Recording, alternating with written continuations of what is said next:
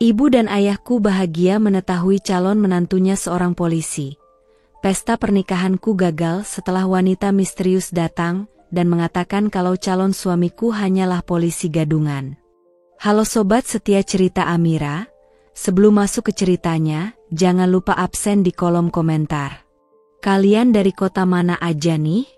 Jangan lupa like, komen, dan subscribe channel ini ya, biar gak ketinggalan cerita menarik lainnya. Langsung aja yuk kita masuk ke ceritanya.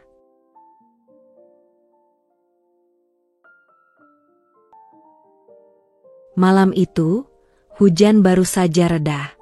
Jalanan masih basah, lampu-lampu kota memantulkan cahaya kuning yang berkilau di atas aspal. Aku duduk di sebuah kafe sederhana di pinggir kota, kafe yang sering kami datangi sejak kuliah dulu. Aroma kopi hitam dan roti panggang menyeruak. Tapi bagiku malam itu semuanya hambar. Di hadapanku duduk Rizal, lelaki yang selama 5 tahun terakhir kusebut sebagai rumah, sandaran, dan mimpi masa depan. Namun malam itu, tatapannya dingin. Tangannya meremas gelas kopi yang sudah hampir dingin, tapi matanya tak berani menatapku. Aku mencoba menahan suaraku agar tidak pecah. Apa benar, Zal? Besok kau menikah? Dengan perempuan itu? Suasana hening. Hanya terdengar denting sendok dari meja sebelah. Rizal menarik napas panjang sebelum menjawab. Aku minta maaf, tapi aku tidak bisa membatalkan. Keluargaku sudah sepakat. Katanya pelan, seolah kata-kata itu lebih ringan daripada luka yang menusuk dadaku. Aku tercekat. Sepakat? Ulangku dengan nada getir. 5 tahun aku bersamamu, Jal. 5 tahun. Aku menunggumu, mendukungmu, bahkan rela menjual gelang peninggalan ibu agar kau bisa kuliah. Dan sekarang kau tega bilang keluargamu sudah sepakat seakan-akan aku ini cuma kesalahan. Rizal mendengus pelan, lalu akhirnya menatapku dengan sorot mata yang tak lagi hangat. Cukup, Nina. Jangan buat aku merasa bersalah. Anggap saja takdir kita memang bukan bersama. Aku membeku. Kata-kata itu menusuk lebih dalam daripada semua kebisuan yang ia tunjukkan malam ini. Aku bergetar, mencoba memahami apakah lelaki yang duduk di depanku ini masih Rizal yang sama, yang dulu pernah berjanji akan membangun rumah kecil dengan halaman penuh bunga? Aku ini siapa buatmu, Zal? Tanyaku lirih, hampir berbisik. Apa aku cuma batu loncatan? Perempuan bodoh yang kau manfaatkan untuk menyelesaikan kuliahmu? Dia menggeleng, tapi wajahnya tetap keras. Jangan bicara begitu, Nina. Kau tahu aku mencintaimu.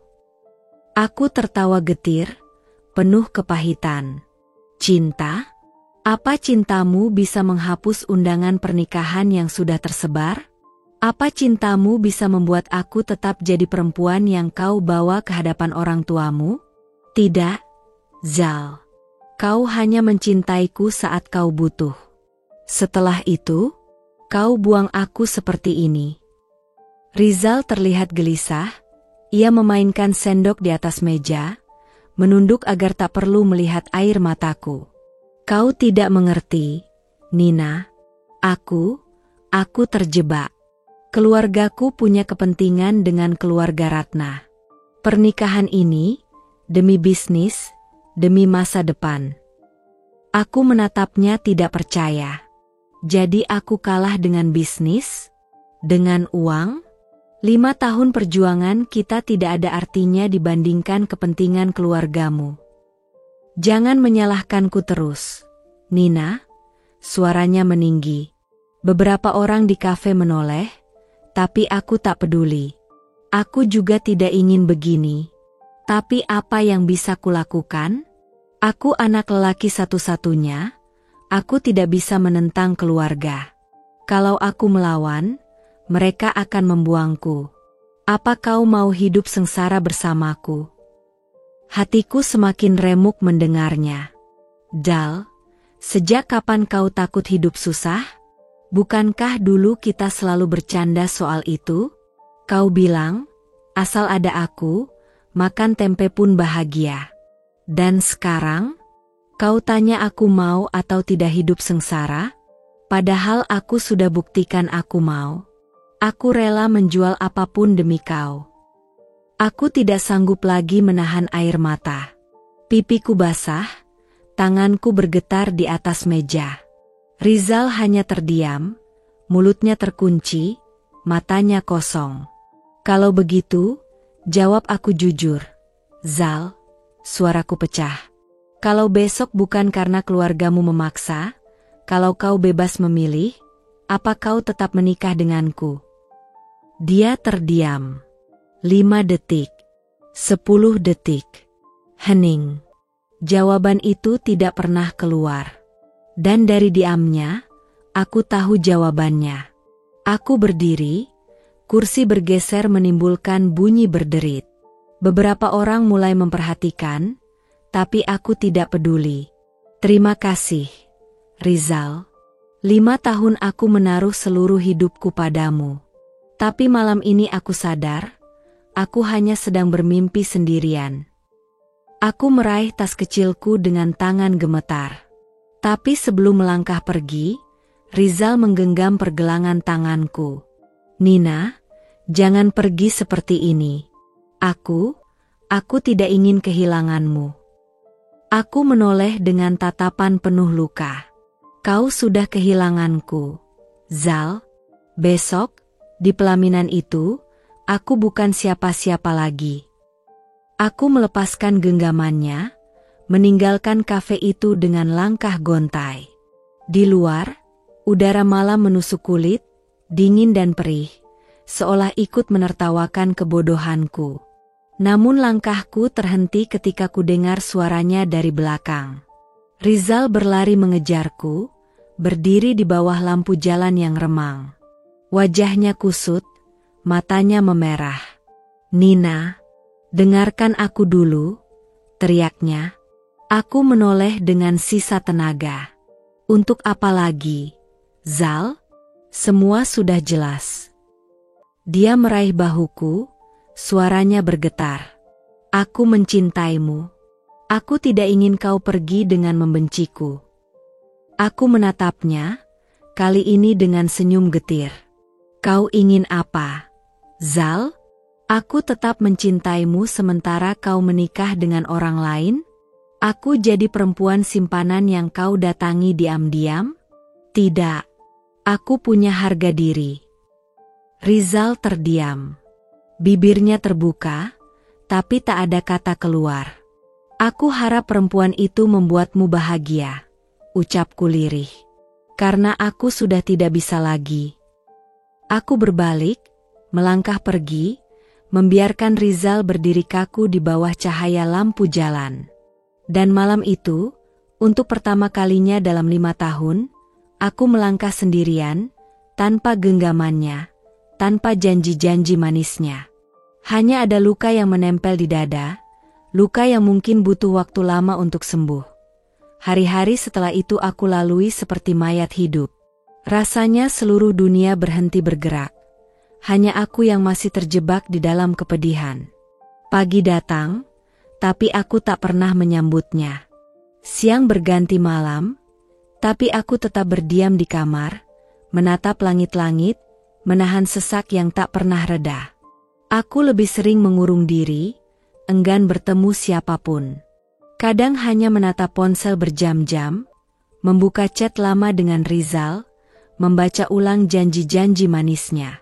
Bodohnya aku, meski tahu semuanya sudah berakhir, aku tetap mencari sisa-sisa kebahagiaan dari kata-kata yang kini terasa palsu. Setiap malam, ibu selalu mengetuk pintu kamarku. Suaranya lembut, penuh kesabaran yang membuat dadaku makin sesak. Nak, ini susu hangat dulu. Tolong diminum ya, katanya sambil masuk pelan-pelan. Aku hanya menoleh sekilas, wajahku kusut dengan mata bengkak. Gelas itu kuterima, tapi seringkali hanya kusesap sedikit lalu kutaruh di meja. Ibu duduk di tepi ranjang, mengusap rambutku. Berapa lama lagi kau mau begini, Nina? Jangan biarkan dia merusak hidupmu sampai sejauh ini. Aku menunduk, suaraku pecah. Bu, sakit sekali rasanya. 5 tahun, Bu. Aku kasih semua yang kupunya, bahkan gelang peninggalan ibu pun sudah tak ada. Tapi dia tega menikah dengan orang lain. Aku merasa seperti orang bodoh. Ibu menatapku dengan mata berkaca-kaca. Kau bukan bodoh, Nak. Kau hanya terlalu tulus. Dan orang yang terlalu tulus kadang disakiti, karena dunia ini tidak adil. Tapi percayalah, luka ini akan sembuh. Aku menggeleng, air mataku jatuh lagi. Aku tidak tahu apakah bisa, Bu. Rasanya hampa sekali. Ibu tak menjawab, hanya memelukku erat. Pelukan itu hangat, tapi justru membuat tangisku pecah semakin keras. Siang harinya, ayah sering mengajakku duduk di teras. Ia merokok seperti biasa, kepulan asapnya membentuk lingkaran kecil di udara. Aku hanya duduk diam, menatap jauh ke jalan yang sepi. Nina, suara ayah berat tapi tegas, jangan habiskan air matamu untuk orang yang tidak menghargaimu. Dia bukan lelaki yang pantas kau tangisi. Aku menelan ludah, mencoba menahan tangis. Tapi, yah, aku sudah terlalu dalam. Aku tidak tahu bagaimana caranya berhenti mencintai. Ayah menghela napas panjang, lalu menepuk bahuku. Kau pikir dulu ayah tidak pernah patah hati? Ayah pernah, bahkan lebih buruk dari ini. Tapi justru dari sana ayah belajar. Kalau orang yang tepat tidak akan membuatmu merasa sejatuh ini. Percayalah, kalau dia memang jodohmu, dia tidak akan memilih pergi. Aku menatap ayah dengan mata sembab. Tapi kenapa harus aku? Yah? Kenapa harus aku yang ditinggalkan? Ayah menatapku lekat-lekat. Karena kau kuat. Kau hanya belum menyadarinya. Luka ini akan membuatmu jadi perempuan yang lebih tegar, lebih berharga. Kau akan lihat nanti. Aku tak menjawab, hanya menunduk. Tapi entah kenapa, kata-kata ayah itu menancap dalam. Berbeda dengan ibu dan ayah, adikku Rina punya cara sendiri untuk menghiburku. Suatu sore, ia masuk kamar tanpa mengetuk, langsung menjatuhkan diri di ranjangku. Kak, ayo bangun. Kalau terus tiduran begini, kasurmu bisa protes, katanya sambil mencubit pipiku. Aku mendengus pelan. Rin, aku lagi tidak mood bercanda. Ya justru itu. Kalau terus murung, wajah cantik kakak bisa cepat keriput. Mau nanti ketemu Rizal dengan muka kayak nenek-nenek, godanya sambil terkikik. Aku melotot lemah. Jangan sebut namanya lagi, Rin. Rina menutup mulut pura-pura terkejut. Oh iya, maaf. Lupa. Mulai sekarang dia kita sebut mantan calon pengantin gagal ganteng. Setuju? Aku menatapnya, dan untuk pertama kalinya sejak hari itu, aku tersenyum kecil. Kamu ini ya. Lo, berhasil kan bikin kakak senyum? Itu prestasi besar lo, katanya bangga. Aku hanya menggeleng, tapi hatiku sedikit lega. Meski tidak banyak, kehadiran Rina membuatku merasa tidak sepenuhnya sendirian. Malam berikutnya, saat aku kembali berbaring dengan mata terbuka lebar, ibu masuk lagi. Kali ini ia tidak membawa susu, hanya duduk di sampingku. Nina, boleh ibu bicara jujur? Tanyanya lembut. Aku menoleh lemah. Apa, Bu? Kau boleh bersedih, menangis sepuasnya. Tapi jangan terlalu lama. Hidupmu masih panjang, Nak. Jangan kau biarkan seorang lelaki yang tidak tahu bersyukur menghancurkan semua mimpi yang sudah kau punya. Aku terdiam, Air mataku kembali mengalir. Aku takut, Bu. Takut tidak bisa percaya pada siapapun lagi. Ibu menggenggam tanganku erat. Kau tidak perlu terburu-buru percaya. Kau hanya perlu percaya pada dirimu sendiri dulu. Sembuhkan luka ini. Nanti, kalau waktunya tiba, Tuhan akan kirim seseorang yang lebih pantas. Aku menatap ibu, lalu memeluknya erat. Tangis kembali pecah, tapi kali ini ada rasa lega sedikit. Beberapa hari kemudian, Rina kembali dengan ide gilanya. Ia menyeretku keluar kamar. Ayo, Kak, kita jalan ke warung depan, beli es krim. Katanya es krim bisa menyembuhkan patah hati lebih cepat daripada lagu galau. Aku mendengus. Es krim tidak bisa menyembuhkan apapun. Bisa. Minimal bikin lidahmu berhenti terasa pahit. Ayolah, Kak. Kalau kau terus sembunyi di kamar, nanti orang-orang kampung bilang Kak Nina jadi kuntilanak. Katanya sambil tertawa ngakak. Aku akhirnya menyerah, ikut keluar rumah. Walau hanya langkah kecil, tapi di situ aku sadar, aku tidak bisa selamanya mengurung diri. Luka memang dalam, tapi dunia tidak berhenti berputar hanya karena aku patah hati. Hari-hari berikutnya, perlahan aku mulai mencoba. Meski masih sering menangis diam-diam, meski dada masih sesak tiap mengingat pelaminan yang bukan milikku, aku tahu satu hal, aku punya keluarga yang selalu ada untukku. Sore itu langit memerah, cahaya senja menembus sela pepohonan di taman kota. Anak-anak kecil berlarian, tertawa riang sambil mengejar balon.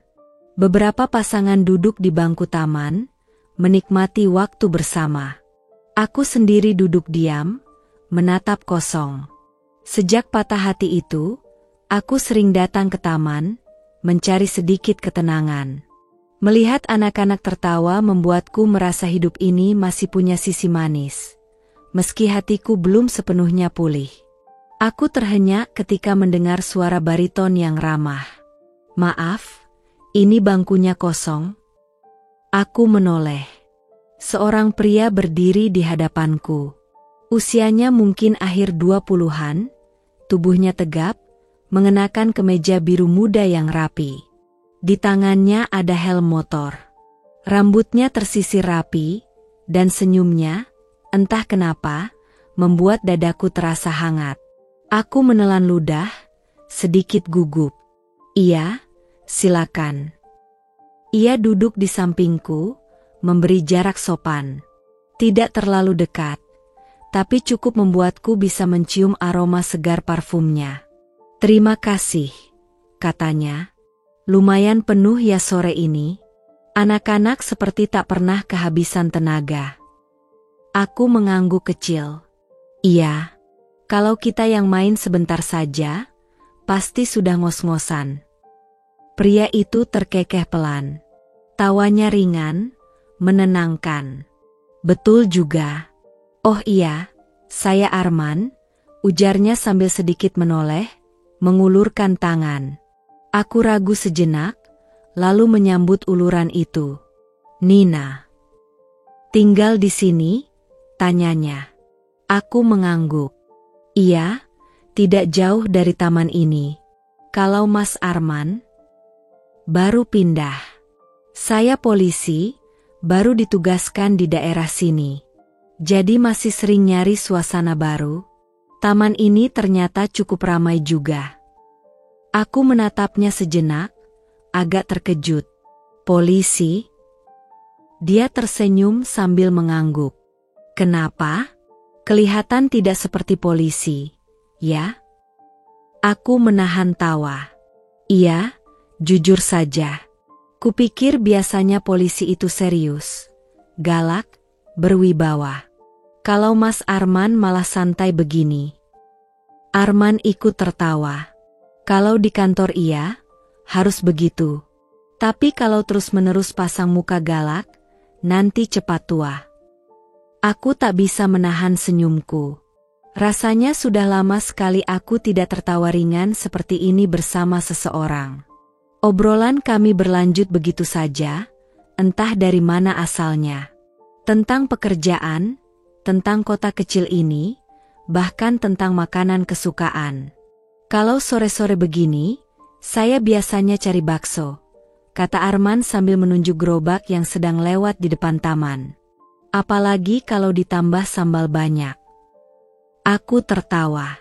Wah, itu sih cocok sama adikku. Dia juga suka bakso pakai sambal sampai kuahnya merah. Kalau saya tidak bisa, perut tidak kuat. Kalau begitu lain kali saya traktir. Tapi jangan salahkan kalau baksonya bikin ketagihan, katanya dengan nada bercanda. Aku terdiam sejenak. Ada rasa asing, campuran gugup dan hangat, di dadaku. Dulu, ajakan sederhana seperti itu terasa biasa saja. Tapi sekarang, setelah luka panjang, rasanya berbeda. Seakan dunia pelan-pelan mencoba mengembalikan senyumku. Awas, nanti saya tagih beneran, jawabku setengah bercanda. Arman menoleh, menatapku dengan senyum kecil. Kalau ditagih sama Mbak Nina, saya tidak keberatan. Pipiku memanas. Aku buru-buru mengalihkan pandangan ke arah anak-anak kecil yang sedang tertawa.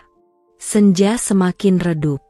Lampu taman mulai menyala, menambah suasana tenang. Boleh saya jujur? Tanya Arman tiba-tiba. Aku menoleh hati-hati. Tentang apa? Sejak pertama lihat Mbak Nina duduk di sini tadi, saya merasa seperti sedang melihat seseorang yang menyimpan banyak cerita. Matanya terlihat lelah, tapi kuat. Dan entah kenapa, saya ingin mengenalnya lebih jauh. Aku terdiam. Kata-kata itu menembus pertahanan hatiku yang selama ini kukunci rapat-rapat. Aku ingin menjawab, tapi suaraku tercekat. Akhirnya aku hanya tersenyum tipis. Kamu terlalu cepat menilai. Arman menggeleng. Bukan menilai. Hanya perasaan. Tapi tidak apa-apa.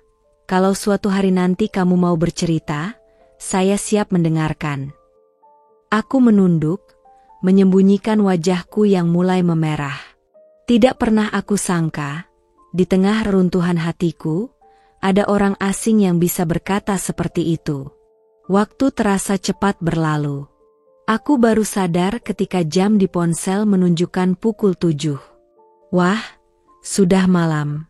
Saya harus pulang, kalau tidak ibu bisa khawatir, kataku sambil bangkit. Arman ikut berdiri. Boleh saya antar? Kebetulan saya bawa motor.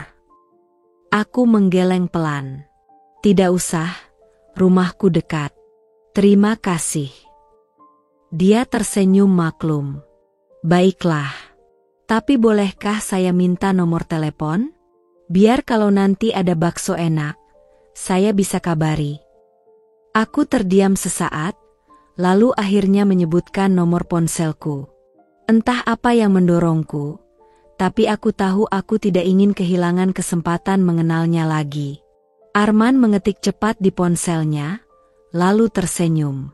Sudah tersimpan. Terima kasih, Nina. Sampai ketemu lagi. Aku mengangguk pelan. Sampai ketemu lagi. Malam itu, ketika aku pulang, suasana hatiku berbeda. Ada sesuatu yang ringan, seakan beban yang selama ini menekan dadaku sedikit terangkat. Aku bahkan mendapati diriku tersenyum kecil ketika mengingat percakapan konyol tentang bakso. Untuk pertama kalinya setelah sekian lama, aku merasa dihargai. Hari-hari berlalu, dan Arman semakin sering hadir dalam kehidupanku. Tidak hanya di taman kota atau di telepon, kini ia mulai akrab dengan keluargaku. Awalnya aku ragu membiarkan ia datang ke rumah, takut dianggap terlalu cepat membuka hati. Tapi Arman punya caranya sendiri, tenang, penuh sopan santun, dan selalu tahu bagaimana membawa diri. Suatu sore, ia muncul dengan membawa sekeranjang buah. Senyumnya ramah seperti biasa, membuat suasana rumah yang dulu muram jadi lebih hidup. "Permisi, Bu. Ini saya bawakan buah sedikit. Jangan ditolak ya," katanya sambil menyerahkan kepada ibuku. Ibu tersipu, wajahnya berbinar. "Astaga, repot-repot amat, Nak. Harusnya kamu datang saja sudah cukup. Tidak usah bawa apa-apa." Arman menggaruk kepala sambil tertawa kecil. "Kalau datang dengan tangan kosong, rasanya kurang sopan, Bu. Lagi pula, siapa tahu nanti buah ini bisa bikin suasana tambah segar." Aku yang duduk di kursi ruang tamu hanya bisa tersenyum tipis, menahan rasa hangat yang menjalar di dadaku. Entah sejak kapan aku mulai terbiasa dengan kehadirannya. Ayahku, yang biasanya pendiam, tampak berbeda sejak mengenal Arman. Sore itu, saat pagar depan rusak, Arman dengan sigap ikut memperbaiki. Tangannya cekatan, keringat membasahi dahinya, tapi wajahnya tetap tenang. "Wah, kamu bisa juga ya masang kawat begini," komentar ayah sambil menghisap rokoknya. Arman tertawa. "Sedikit-sedikit. Yah, kalau di asrama polisi, apa-apa harus bisa sendiri. Jadi terbiasa." Ayah menepuk bahunya dengan bangga. "Nah, ini baru lelaki. Tidak cuma pandai bicara, tapi juga bisa kerja." Aku menatap mereka dari jauh, dan dalam hati aku merasa aneh. Sebelumnya aku tidak pernah membayangkan ada pria lain selain Rizal yang bisa akrab dengan ayah. Tapi kini aku melihat ayah begitu hangat pada Arman, seolah-olah sudah menganggapnya bagian dari keluarga. Rina, adikku yang selalu jahil, justru paling ribut. Suatu kali, saat Arman datang lagi, ia langsung menjerit dari dapur. "Kak Nina, calon istrinya polisi, loh, satu RT bakal heboh ini." Mukaku langsung merah padam. "Rina, bisa diam tidak?" bentakku. Arman malah tertawa lepas. "Waduh, saya belum apa-apa sudah jadi bahan gosip kampung. Nih." Rina cengengesan, sama sekali tidak merasa bersalah. Ya biar semua tahu, Kak Nina dapat jodoh yang mantap. Polisi lagi. Nanti kalau ada yang ganggu, tinggal bilang ke calon abang ipar. Aku menutup wajah dengan kedua tangan, sementara ibu hanya geleng-geleng kepala. Dasar anak ini, ada saja tingkahnya. Tapi dalam hati aku tidak bisa memungkiri, ada rasa senang mendengar kata-kata Rina, meski aku tahu semua itu masih terlalu dini. Malam itu, setelah makan malam bersama, suasana meja makan kami berbeda dari biasanya. Dulu, sejak aku patah hati, meja makan terasa dingin dan sepi. Aku sering tak berselera makan, hanya mengaduk nasi tanpa kata. Tapi kini, dengan Arman duduk di situ, percakapan mengalir hangat. "Ayah, kalau ada maling, langsung telepon saya ya. Saya dan tim pasti datang," kata Arman sambil tersenyum. Ayah tertawa.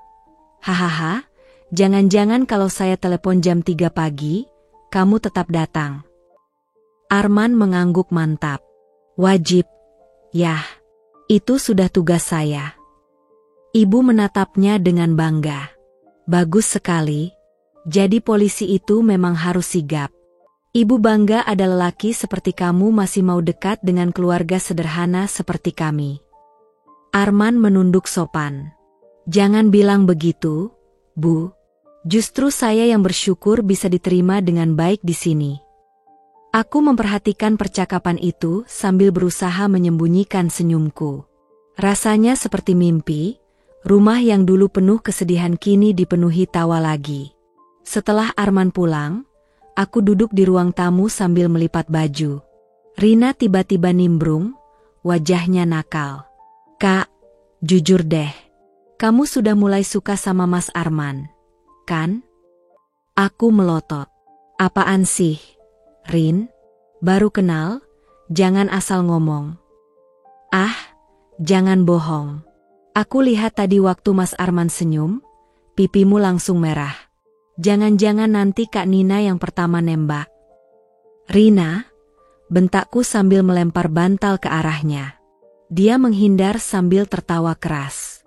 Ya sudah, aku cuma bilang. Tapi jujur, aku senang lihat Kak Nina ketawa lagi. Aku benci waktu kakak murung terus di kamar. Aku terdiam. Rina memang adik yang usil, tapi aku tahu hatinya tulus. Perlahan, aku merasa ada kebenaran dalam kata-katanya. Beberapa hari kemudian, Arman kembali datang, kali ini membawa kue dari toko langganan di kota. Katanya Bu suka kue bolu, jadi saya bawakan, katanya sambil menyerahkan kotak berisi kue harum yang masih hangat. Ibu langsung sumringah. Ya Allah, Nak, kamu ini baik sekali.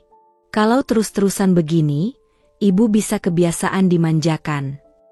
Arman tertawa kecil. Kalau ibu senang, saya juga ikut senang. Aku hanya bisa menatap pemandangan itu dari samping. Hatiku berdesir. Seakan Tuhan benar-benar ingin menunjukkan bahwa masih ada orang yang tulus menghargai keluargaku.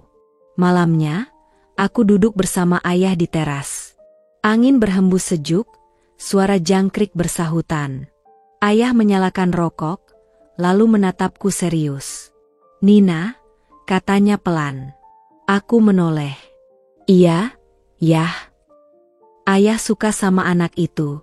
Dia sopan, pekerja keras, bisa diajak ngobrol, dan yang penting, dia bikin rumah kita hidup lagi.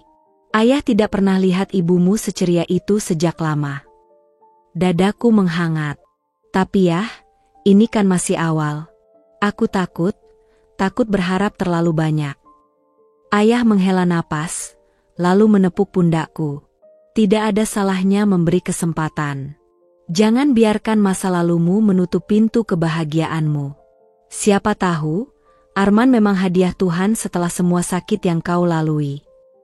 Aku menatap ayah, mataku berkaca-kaca. Dalam hati, aku tahu ayah benar. Hari-hari berikutnya, rumah kami benar-benar berubah. Setiap kali Arman datang, tawa terdengar di mana-mana.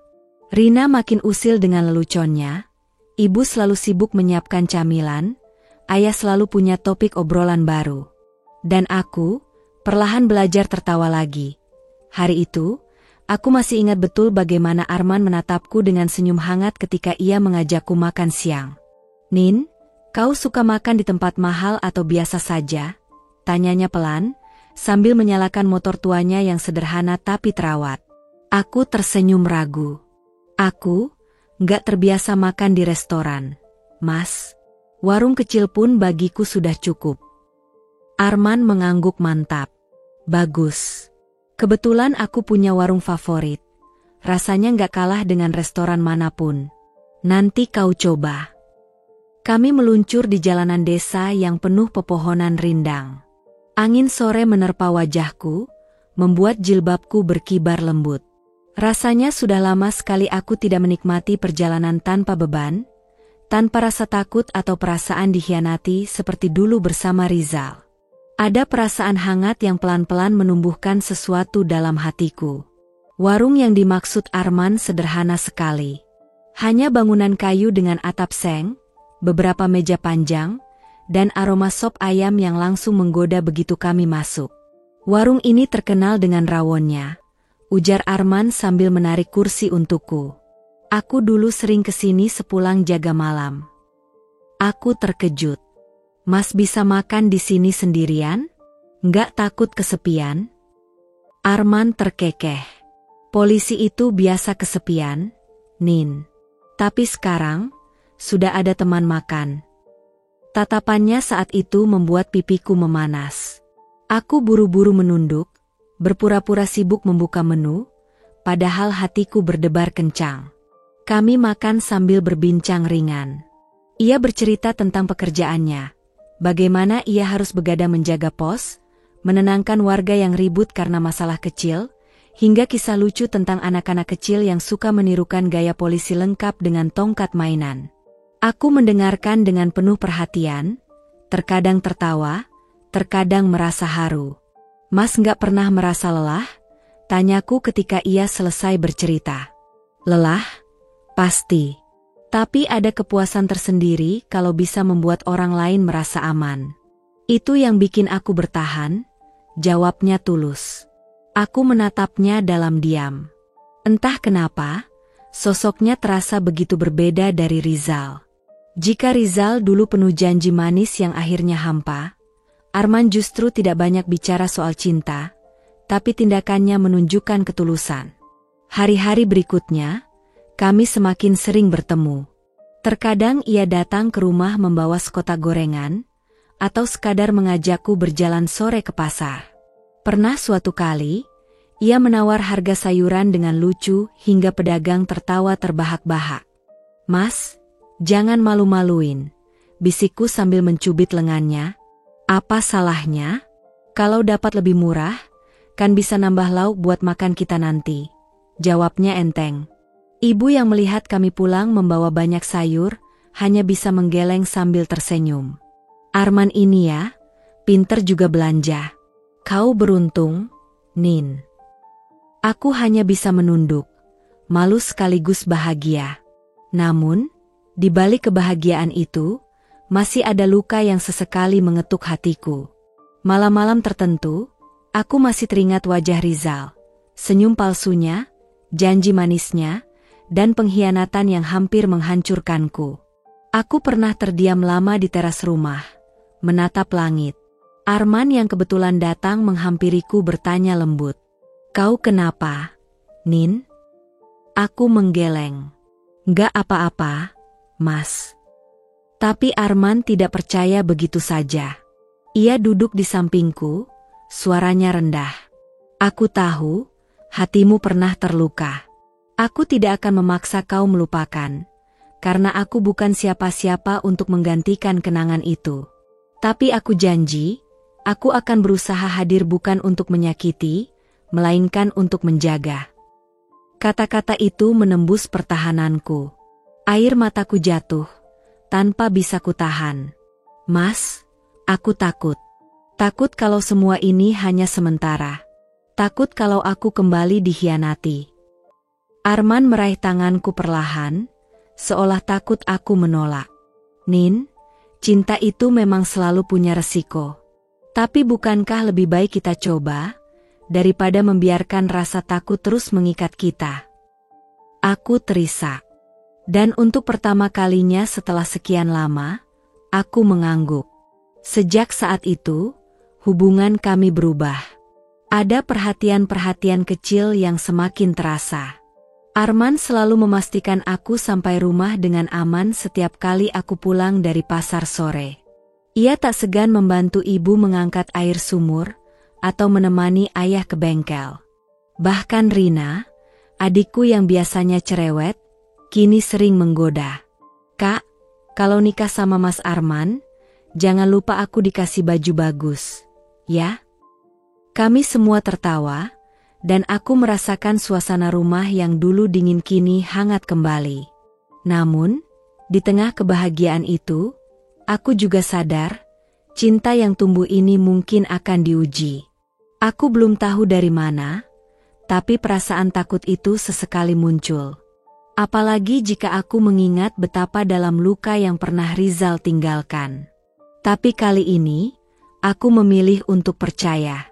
Karena setiap senyum, setiap kata, dan setiap perhatian Arman, terasa nyata. Bukan sekadar janji manis, melainkan bukti bahwa cintanya sedang tumbuh. Sama seperti cintaku padanya. Hari itu rumah kami terasa berbeda.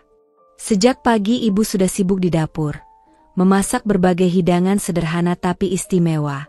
Opor ayam, sambal goreng kentang, dan kue cucur kesukaan ayah. Bau harum bumbu masakan memenuhi seluruh ruangan, membuat suasana jadi hangat. Aku duduk di kamar dengan hati berdebar-debar. Tanganku sibuk merapikan jilbab di depan cermin, tapi entah kenapa rasanya selalu ada yang kurang. Rina masuk dengan wajah jahilnya. "Kak Nina, ih, cantik banget. Jangan sampai nanti abang polisi itu malah salah lihat.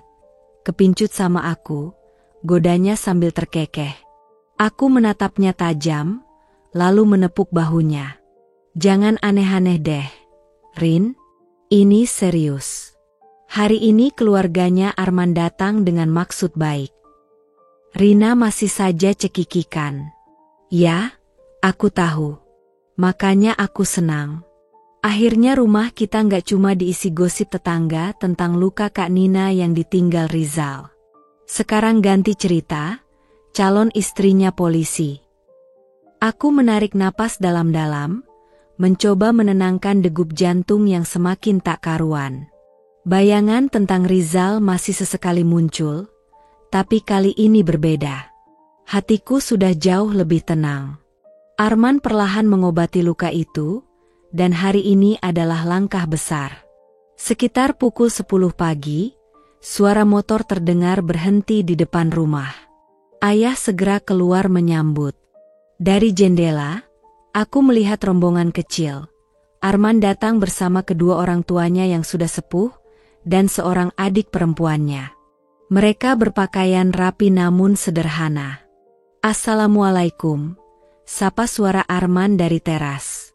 Waalaikumsalam, silakan masuk, sahut ayah dengan wajah penuh senyum.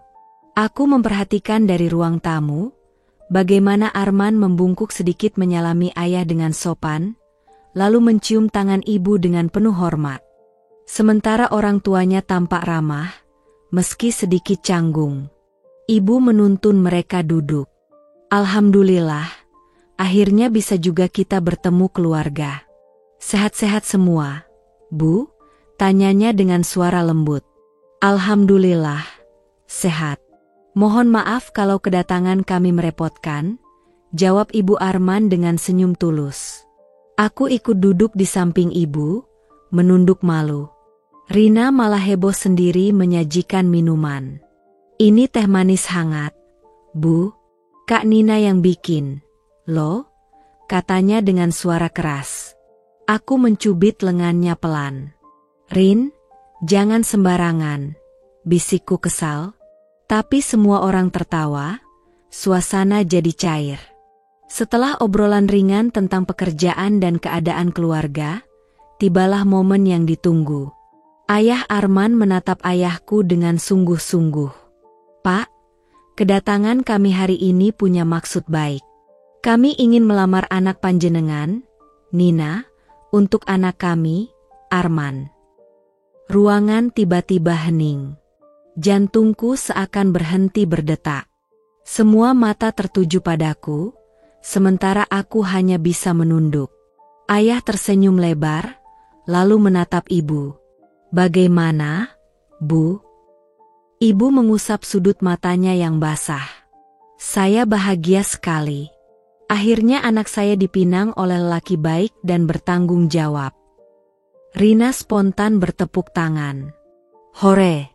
Kak Nina akhirnya dilamar. Teriaknya sampai membuat semua orang tertawa lagi.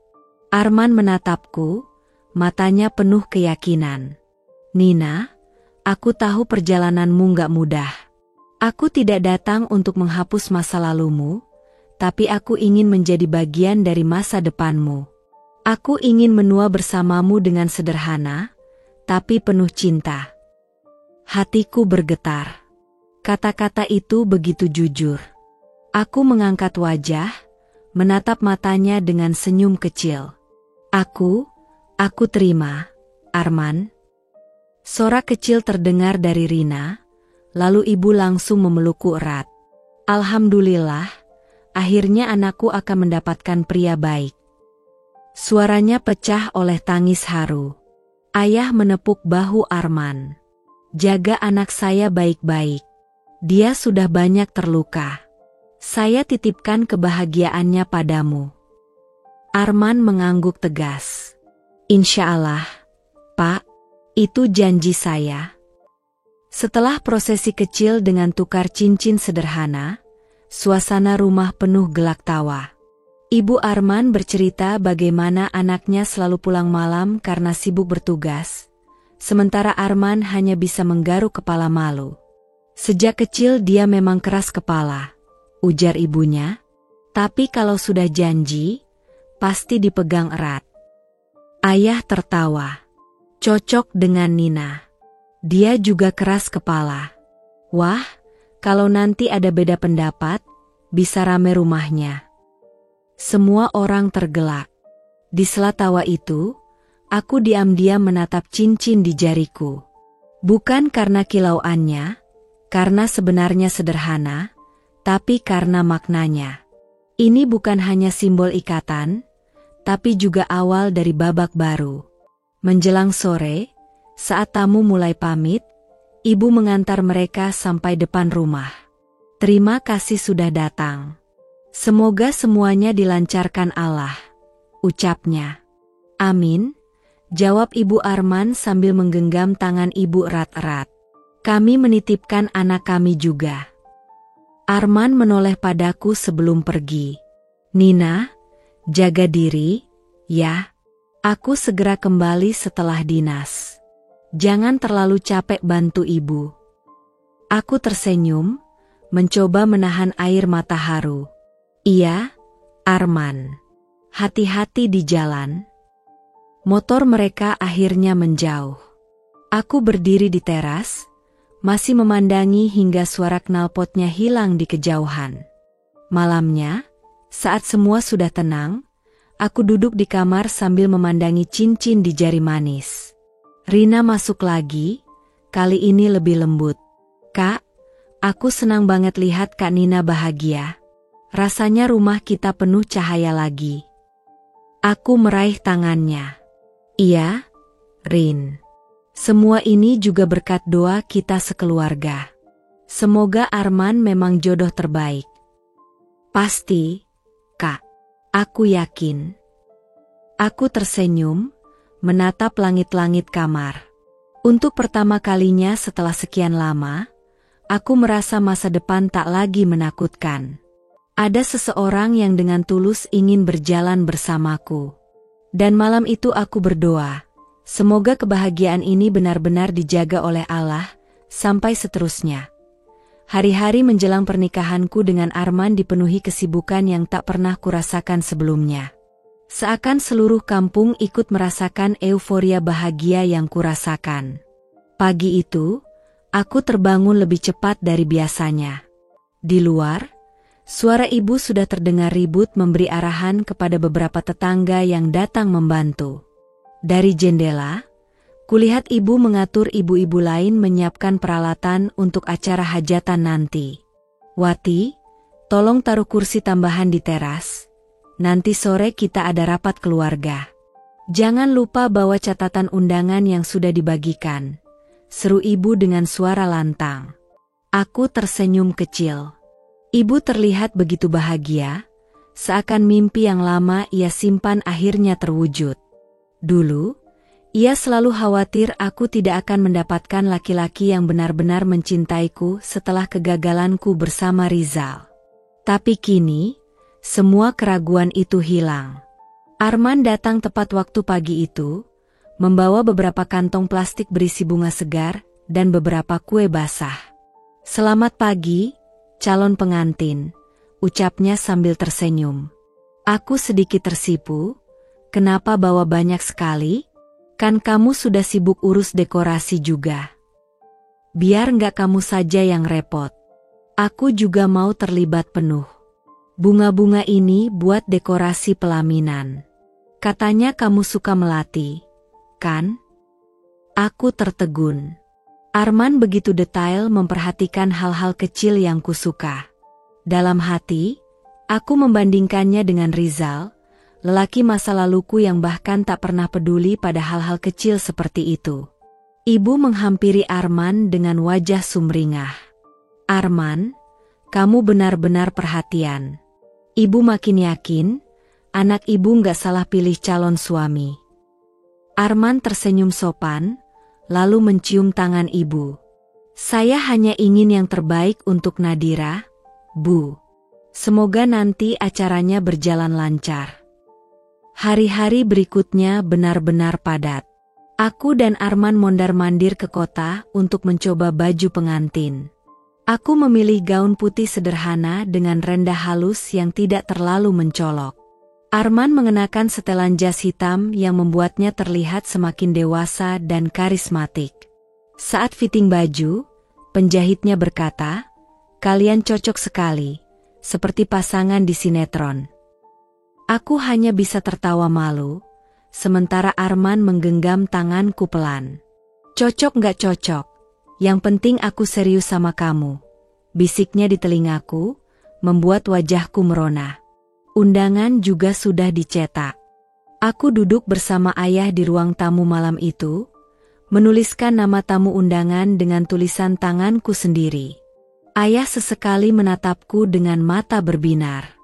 "Dulu ayah sering khawatir kamu terlalu sibuk dengan luka masa lalu. Tapi ternyata Allah kasih pengganti yang jauh lebih baik," ucap ayah pelan. Aku menunduk, mencoba menahan air mata. "Iya, yah. Aku juga nggak menyangka akan ada yang datang sebaik Arman." Ayah menepuk pundakku, "Itulah kenapa kita harus percaya. Kalau yang pergi memang bukan jodoh. Yang bertahanlah yang terbaik." Suasana rumah setiap hari ramai.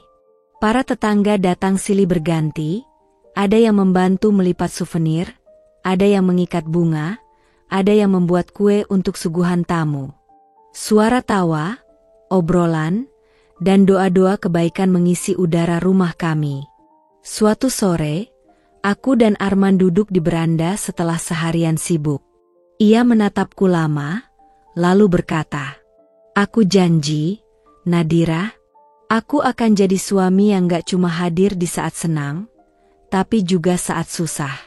Aku ingin kita jalani semua dengan saling genggam tangan."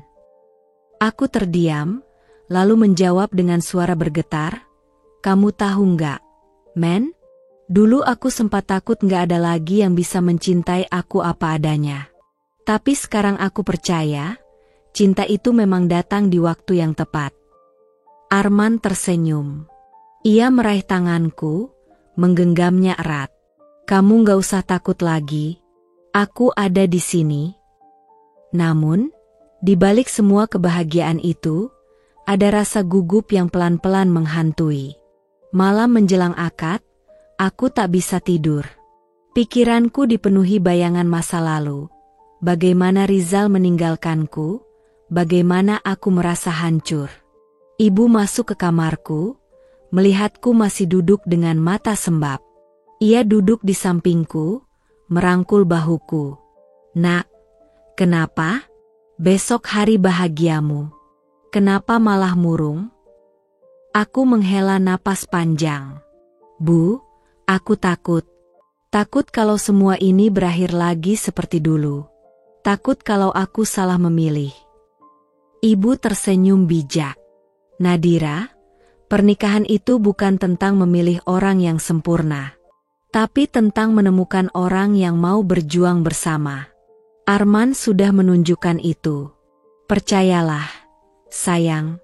Jangan biarkan bayangan masa lalu merusak kebahagiaanmu." Air mataku jatuh tanpa bisa kutahan. Aku memeluk ibu erat-erat. "Terima kasih, Bu. Aku akan berusaha percaya penuh."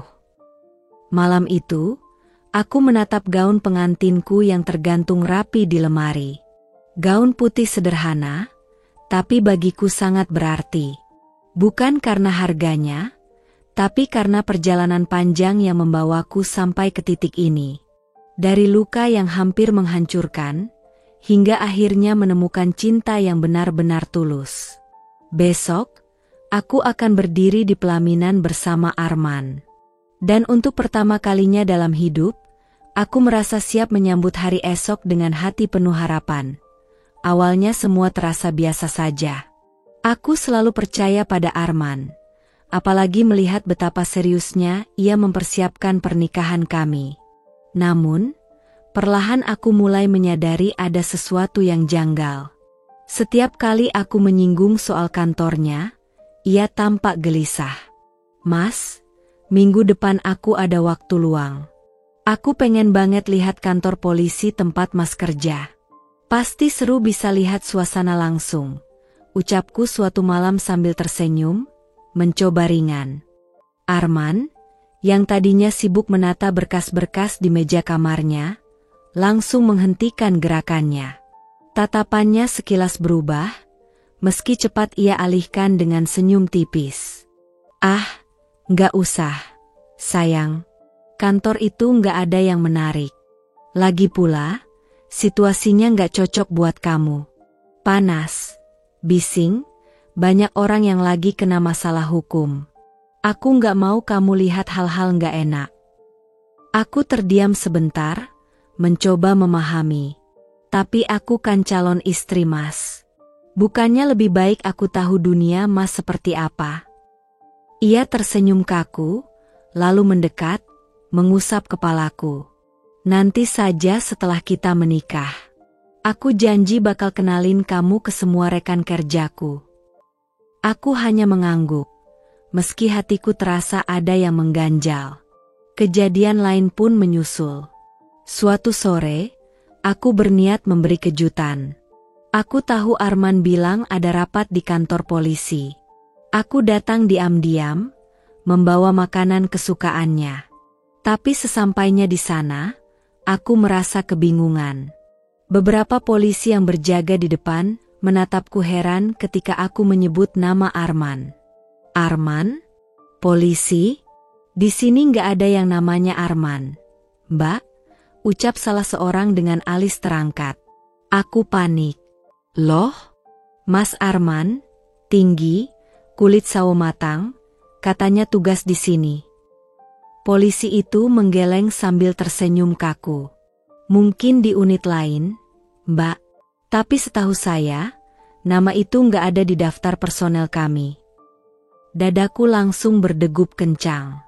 Aku berusaha menenangkan diri, berterima kasih, lalu pulang dengan wajah pucat. Malamnya, aku menanyakannya dengan hati-hati. Mas, aku tadi ke kantor polisi. Kok nggak ada yang kenal sama Mas? Ya? Arman yang sedang melepas sepatu menoleh cepat. Wajahnya jelas berubah. Kamu ke sana? Siapa yang nyuruh? Nada suaranya naik sedikit, membuatku terkejut. Aku cuma pengen ngasih kejutan, bawain makanan. Tapi, mereka bilang nggak ada nama Mas di sana. Arman menghela napas berat, lalu menepuk dahinya. Aduh, sayang, kamu ini bikin aku repot. Tadi aku nggak di kantor besar, aku lagi tugas di pos jaga dekat perbatasan. Pantas saja mereka bilang begitu.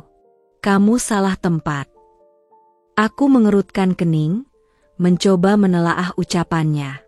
Tapi, kenapa mereka sampai bilang gak ada nama Arman sama sekali? Ia mendekat, memegang tanganku erat. Matanya menatap dalam seolah memohon. Tolong, jangan terlalu banyak tanya, ya. Pekerjaan polisi itu penuh rahasia. Ada hal-hal yang gak bisa dijelaskan ke orang luar, bahkan ke calon istri sekalipun. Aku cuma gak mau kamu kebawa masalah. Kata-katanya seperti racun manis. Di satu sisi aku merasa ia sedang berbohong, di sisi lain aku tak ingin menuduh tanpa bukti. Aku hanya diam, membiarkan pikiranku berputar. Sejak hari itu, kecurigaanku semakin tumbuh. Setiap kali aku minta dikenalkan pada teman-temannya, jawabannya selalu sama, mereka sibuk, atau nanti saja setelah nikah. Setiap kali aku ingin sekadar mengantarnya ke kantor, ia selalu punya alasan, ada operasi mendadak, aku dinas luar kota, atau, jangan, kantor penuh orang bermasalah. Aku mulai merasa seolah ada tembok tebal yang sengaja ia bangun untuk menjauhkan aku dari kehidupan aslinya. Di balik semua persiapan pernikahan yang tampak sempurna, hatiku dipenuhi pertanyaan-pertanyaan tak terjawab. Siapa sebenarnya Arman? Apakah ia benar-benar polisi?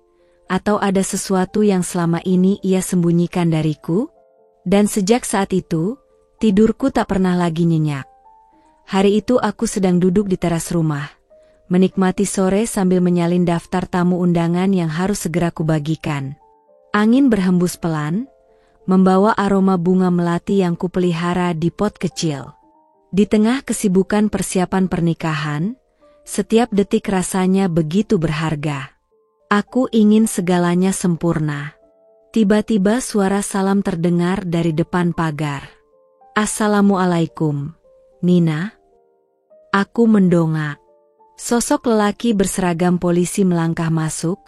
Wajahnya ramah tapi ada gurat serius di sana. Aku mengenalnya, Doni, teman SMA dulu yang sekarang bertugas di Polres Kota. Kami sempat beberapa kali bertemu di acara reuni kecil-kecilan, meski tak terlalu akrab. "Waalaikumsalam." Doni, tumben banget mampir. "Ayo masuk," sapaku sambil tersenyum, meski heran dengan kedatangannya.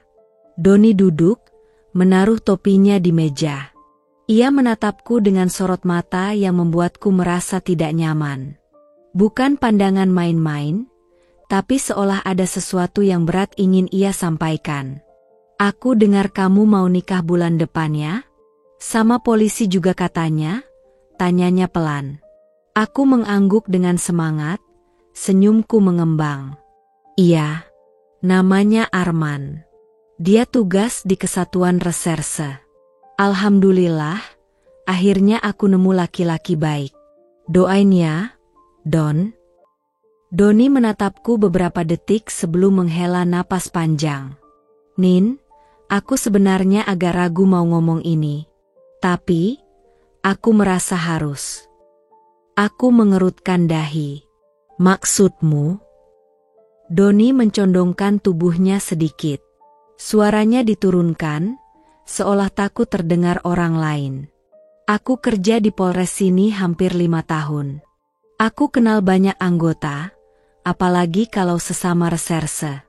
Tapi, jujur aja, aku belum pernah dengar nama Arman. Tidak ada anggota dengan nama itu di catatan kami." Jantungku berdetak lebih cepat. Tanganku refleks meremas kertas undangan yang tadi ku genggam. "Apa? Mungkin kamu salah dengar namanya. Dia sering bilang tugasnya dinas luar, mungkin karena itu jarang ketemu." Doni menggeleng pelan. "Nina, aku nggak asal ngomong.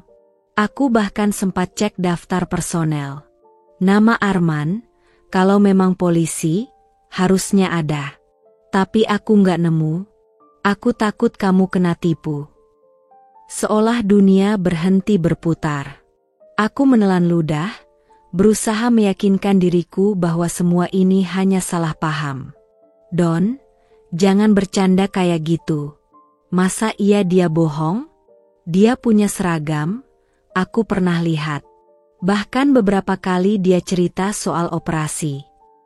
Suaraku bergetar, mencoba menyangkal. Doni menghela napas lagi, kali ini lebih dalam. "Seragam bisa dibeli, Nin. Atau dipinjam. Aku nggak bilang dia jahat, mungkin ada penjelasan. Tapi aku hanya ingin kamu hati-hati. Kamu perempuan baik, aku nggak tega kalau nanti malah tersakiti." Kata-katanya menancap tajam di dadaku. Aku mencoba tersenyum, meski pipiku kaku. "Terima kasih sudah peduli. Aku akan tanyakan langsung ke dia." Doni berdiri, menepuk bahuku lembut. "Itu yang terbaik. Maaf kalau kedatanganku bikin kamu resah. Aku cuma nggak mau kamu salah melangkah. Jaga diri, Nin."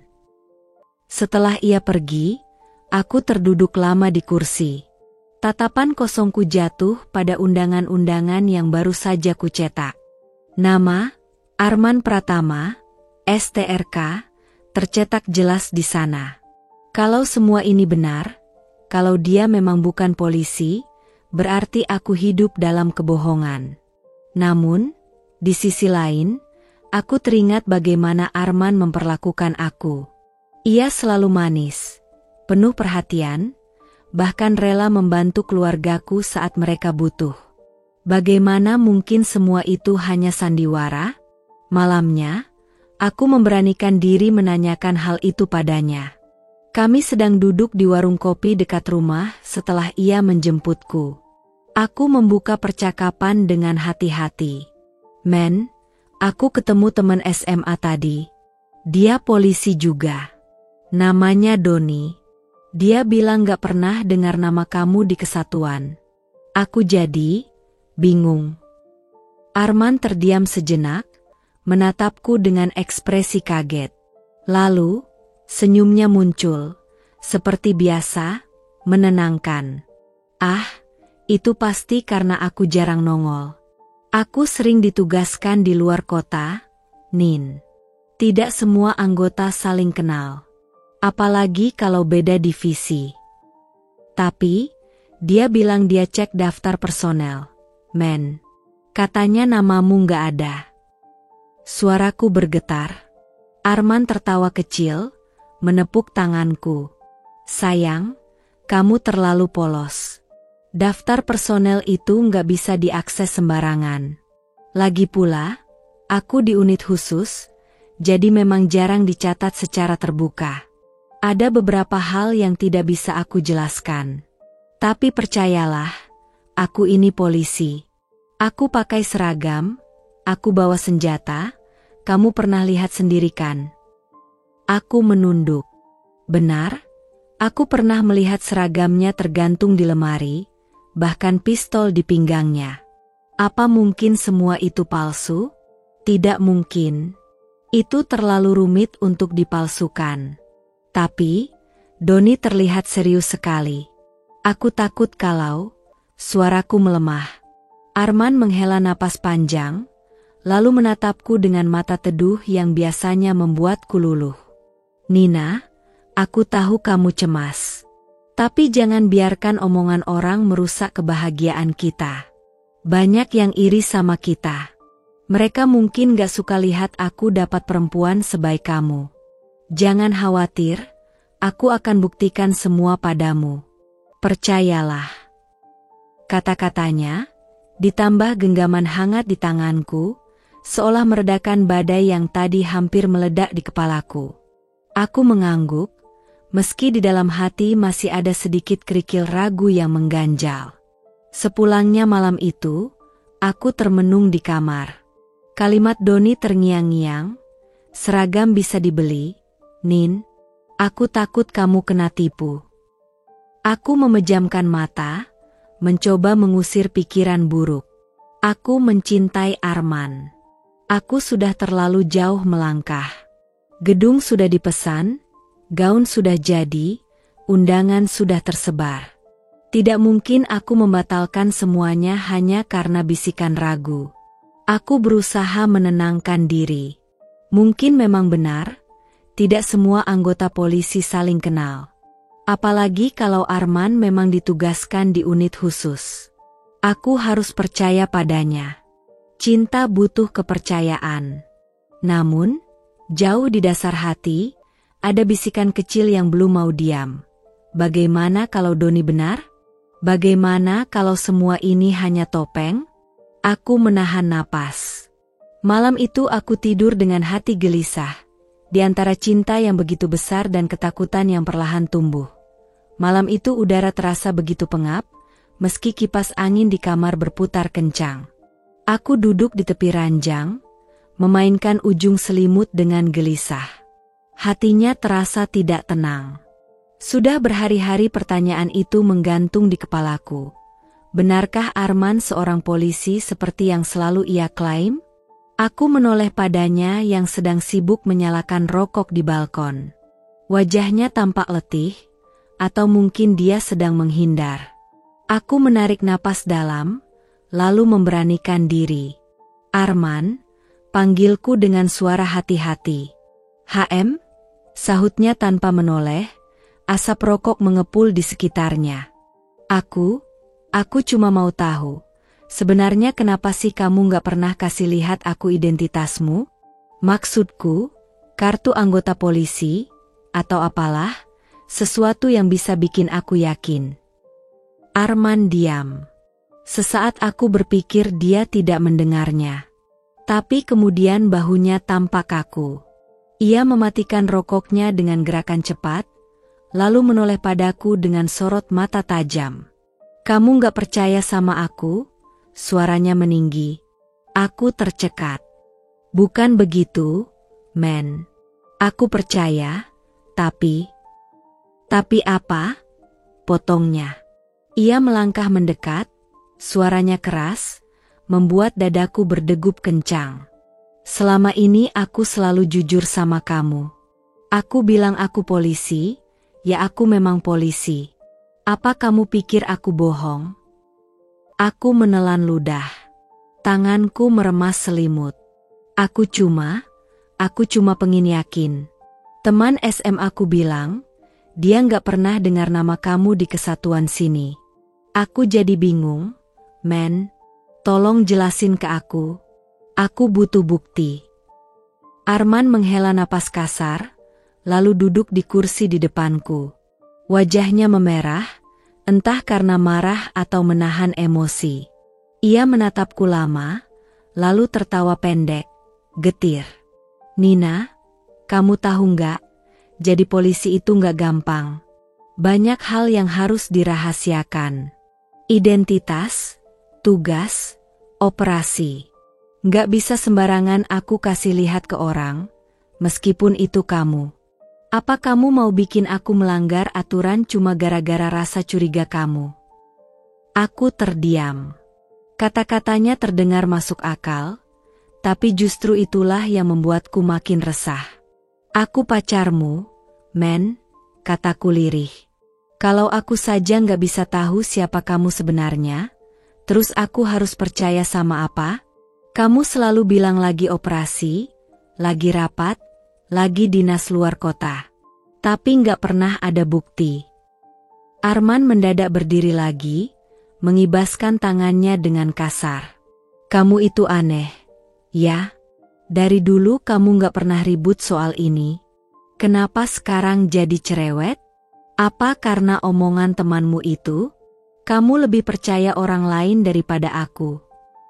Nada suaranya menusuk hatiku. Aku menunduk, air mata mulai menggenang di pelupuk. "Aku percaya sama kamu, men, tapi aku juga manusia. Aku butuh kepastian. Aku capek terus-terusan merasa ragu." Ia terdiam sesaat, lalu mendekat, meraih bahuku dengan kedua tangannya. Tatapannya lebih lembut, meski masih ada sisa amarah di sana. "Nina, sayang," bisiknya, suaranya menurun. "Dengar aku. Jangan hancurkan hubungan kita cuma karena prasangka. Aku cinta sama kamu. Aku serius sama kamu. Kalau aku kasih lihat semua identitasku, aku bisa kena masalah besar di kesatuan. Kamu ngerti, kan?" Aku menatap matanya, mencari kejujuran di balik sorotnya. Ada sesuatu yang berkilat di sana, entah cinta, entah rahasia yang tak bisa kuurai. "Men," suaraku bergetar. "Aku cuma takut kamu nyembunyiin sesuatu. Aku takut ternyata semua ini bukan seperti yang aku pikir." Arman menarikku ke dalam pelukannya, menepuk-nepuk punggungku pelan. "Sudahlah, sayang. Jangan banyak mikir. Percaya sama aku. Semua akan baik-baik saja. Jangan rusak hubungan kita hanya karena keraguan." Aku menutup mata dalam pelukannya, mencoba menenangkan diriku. Tapi jauh di lubuk hati, kecurigaan itu tak hilang. Justru semakin dalam. Malam itu aku memilih diam, membiarkan pelukan Arman meyakinkan diriku sejenak. Tapi benakku tak berhenti bertanya-tanya. Apakah benar dia polisi, ataukah aku sedang terjebak dalam kebohongan yang lebih besar dari yang bisa kubayangkan? Sejak aku mulai meragukan status Arman, suasana di rumah menjadi aneh. Aku merasa ada jurang yang perlahan terbuka antara diriku dan keluargaku sendiri. Awalnya aku berpikir mereka akan berada di sisiku, mendukung kekhawatiranku, atau setidaknya mempertimbangkan kecurigaan yang kutemukan. Tapi nyatanya, mereka justru terpesona oleh sikap manis Arman yang selalu bisa menampilkan dirinya sebagai calon menantu idaman. Sore itu, kami berkumpul di ruang tamu. Arman baru saja pulang setelah mengantar ibuku belanja ke pasar. Aku duduk di sudut ruangan, memperhatikan bagaimana ibuku berkali-kali tersenyum puas pada Arman. Ayahku yang biasanya kaku, kali ini ikut berbincang hangat dengan dia, seolah Arman sudah menjadi bagian dari keluarga. Aku menelan ludah, berusaha meredakan kegelisahan yang sejak tadi mencekik. Tapi begitu kesempatan tiba, aku tak bisa menahan diri lagi. Ayah, Ibu, aku cuma ingin kalian tahu. Aku sudah menanyakan pada seorang teman SMA yang jadi polisi, dan dia bilang belum pernah dengar nama Arman di kesatuan. Aku hanya khawatir kalau... Belum sempat aku menyelesaikan kalimat, ibuku langsung menepuk lututku dengan nada tak sabar. Nina, jangan bicara sembarangan begitu di depan Arman. Apa kamu tidak lihat betapa baiknya dia? Sudah berapa kali dia bantu kita? Bahkan belanja ke pasar pun dia rela menemani. Aku menoleh ke arah Arman. Lelaki itu tersenyum tipis, seolah mencoba menunjukkan ketenangan. Tapi aku tahu benar, ada sorot tajam yang sekilas melintas di matanya, membuatku semakin tak tenang. Aku hanya ingin memastikan, Bu, jawabku pelan. Aku tidak mau nanti menyesal. Masa iya aku tidak boleh bertanya soal identitas calon suamiku sendiri? Ayahku, yang sejak tadi diam, akhirnya ikut bicara. Suaranya berat, penuh wibawa. Nina, dengar. Ayah sudah tua. Ayah tahu mana orang yang baik dan mana yang tidak. Arman ini jelas-jelas pria yang sopan, perhatian, dan bertanggung jawab. Kau terlalu banyak dipengaruhi prasangka. Jangan hancurkan kebahagiaanmu sendiri, hanya karena ketidakpercayaan. Hatiku tercekat. Kata-kata itu menusuk jauh lebih dalam daripada yang kubayangkan. Aku menunduk, meremas jemariku sendiri. Tapi ya, bagaimana kalau benar dia bukan polisi? Bagaimana kalau... Arman tiba-tiba menyela, suaranya terdengar halus tapi penuh penekanan. Nina, aku mengerti kamu cemas. Wajar seorang perempuan ingin merasa yakin dengan pasangannya. Tapi apa kamu tidak percaya sama sekali dengan apa yang sudah kulakukan? Aku di sini bukan cuma untukmu, tapi juga untuk keluargamu.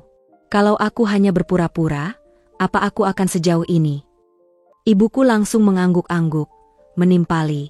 Tuh, dengar sendiri. Jangan sampai sifatmu yang keras kepala itu bikin kamu kehilangan laki-laki baik. Perempuan itu harus tahu kapan harus percaya. Nak, jangan sampai menyesal. Aku mendongak, menatap wajah ibuku dengan mata berkaca-kaca.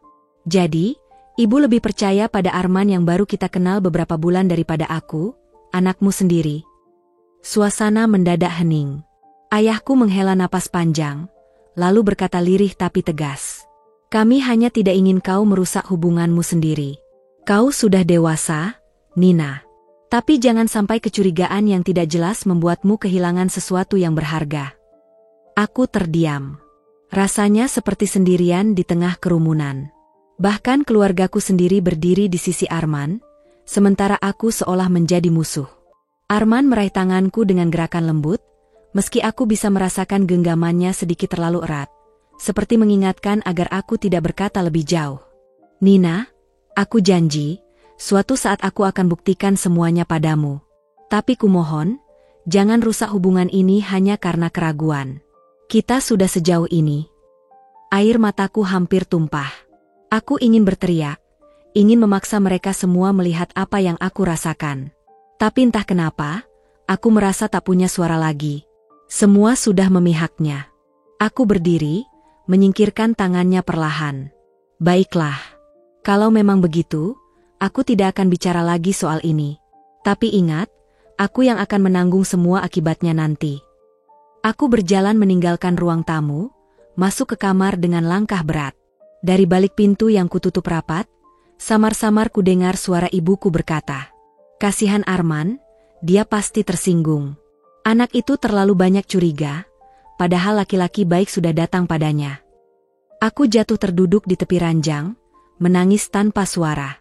Untuk pertama kalinya, aku merasa kehilangan tempat pulang, bahkan di rumah sendiri. Keluargaku memilih percaya pada pesona seorang pria yang bahkan belum tentu siapa dia sebenarnya. Sementara aku, yang seharusnya mereka lindungi, dibiarkan tenggelam dalam keraguan seorang diri. Dan sejak malam itu, aku benar-benar merasa sendirian. Hari itu akhirnya tiba. Pagi menyapa dengan langit cerah seolah turut merestui langkahku. Sejak subuh, rumahku sudah ramai oleh suara saudara-saudara yang sibuk menyiapkan segala sesuatu. Bau wangi bunga melati memenuhi ruangan, bercampur dengan aroma riasan dan kain baru. Aku duduk di depan cermin, wajahku dirias dengan kebaya putih yang membalut tubuhku, sederhana tapi anggun. Namun di balik senyum tipis yang kupaksakan, jantungku berdegup tak beraturan. Ada rasa yang tak bisa kutolak, gugup, takut, dan ragu yang sesekali muncul di sela-sela kebahagiaan. Seperti bisikan kecil di telingaku, mengingatkan akan pertanyaan yang tak pernah terjawab tuntas. Benarkah Arman seorang polisi? Nah, kamu cantik sekali, ucap ibuku dengan mata berbinar. Ia menepuk bahuku lembut, wajahnya begitu bahagia, seolah semua mimpi yang ia doakan selama ini terwujud di hadapannya. Aku menoleh, tersenyum samar. Iya, Bu, semoga semuanya lancar. Ayahku masuk ke ruang rias, mengenakan beskap coklat tua dengan belangkon menempel rapi di kepalanya. Ia terlihat gagah dan penuh wibawa. Nak, jangan tegang begitu. Ini hari bahagiamu.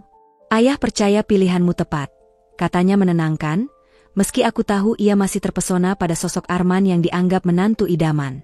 Aku hanya mengangguk. Ingin rasanya aku berkata bahwa ada keraguan di dalam hatiku. Tapi di saat semua orang terlihat begitu bahagia, aku takut mengecewakan mereka. Gedung pernikahan sudah dipenuhi tamu. Musik gamelan mengalun syahdu, menambah nuansa sakral. Bunga melati dan mawar tersusun indah di pelaminan, sementara para tamu mengenakan busana terbaik mereka. Senyum-senyum ramah menyambut kedatanganku. Aku berjalan pelan menuju kursi pengantin, diapit oleh para pengiring. Semua mata tertuju padaku, kamera memotret setiap langkahku. Senyumku kembali dipaksakan, berusaha menutupi getaran gugup yang menjalari tubuhku. Di sisi lain ruangan, Arman berdiri gagah dengan beskap putih dan belangkon senada. Senyumnya menawan, tatapannya menusuk langsung ke arahku. Seolah ingin meyakinkan, lihat, aku di sini untukmu. Jangan khawatir. Kami duduk bersebelahan, menunggu acara ijab kabul dimulai. Tanganku terasa dingin, jemariku bergetar. Tenanglah, bisik Arman sambil menepuk tanganku pelan. Hari ini kita resmi jadi satu. Aku janji akan selalu menjagamu. Aku menoleh padanya, mencoba membaca wajahnya. Senyumnya tulus, tapi entah mengapa ada sesuatu yang terasa samar di balik itu. Saat ijab kabul dimulai, ruangan menjadi hening. Ayahku duduk sebagai wali, suaranya sedikit bergetar saat mengucapkan akad. Arman menjawab dengan suara lantang. Saya terima nikahnya Nina binti Surya dengan mas kawin seperangkat alat salat dan cincin emas dibayar tunai. Sejenak ruangan diam, lalu serempak saksi berkata, sah.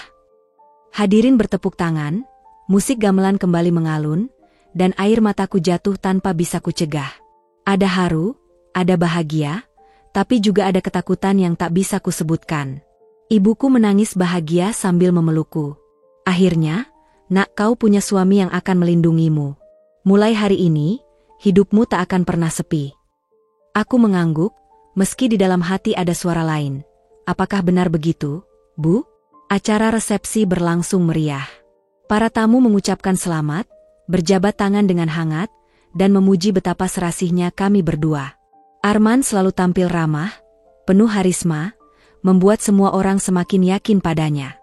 Menantu kalian hebat sekali, ujar salah satu kerabat pada orang tuaku. Gagah, sopan, tampan pula. Ayah dan ibuku tersenyum bangga, seolah semua keraguan yang sempat mereka dengar dariku tak pernah ada. Sementara aku hanya bisa tersenyum tipis, menyalami tamu satu persatu. Di tengah keramaian, pikiranku melayang pada perkataan temanku dulu. Aku belum pernah dengar nama Arman di kesatuan sini.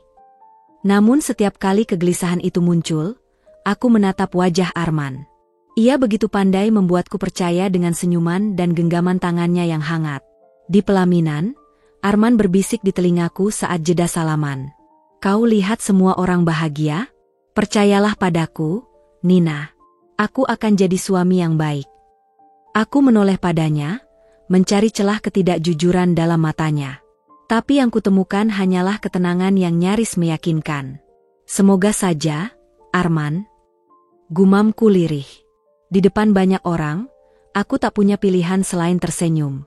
Tapi jauh di dasar hatiku, benih ragu masih hidup. Menunggu saatnya tumbuh menjadi badai, gedung pernikahan itu semarak. Lampu kristal berkilau di langit-langit, memantulkan cahaya hangat yang menari di wajah para tamu. Musik gamelan terus mengalun, menambah hikmat suasana. Para undangan sibuk berbincang, beberapa berdiri mengantre untuk memberikan ucapan selamat. Bau wangi bunga melati bercampur harum dupa, membuat atmosfer semakin sakral. Aku berdiri di pelaminan, mengenakan kebaya putih dengan bordiran emas yang indah. Jantungku berdebar kencang, tetapi juga penuh rasa gugup.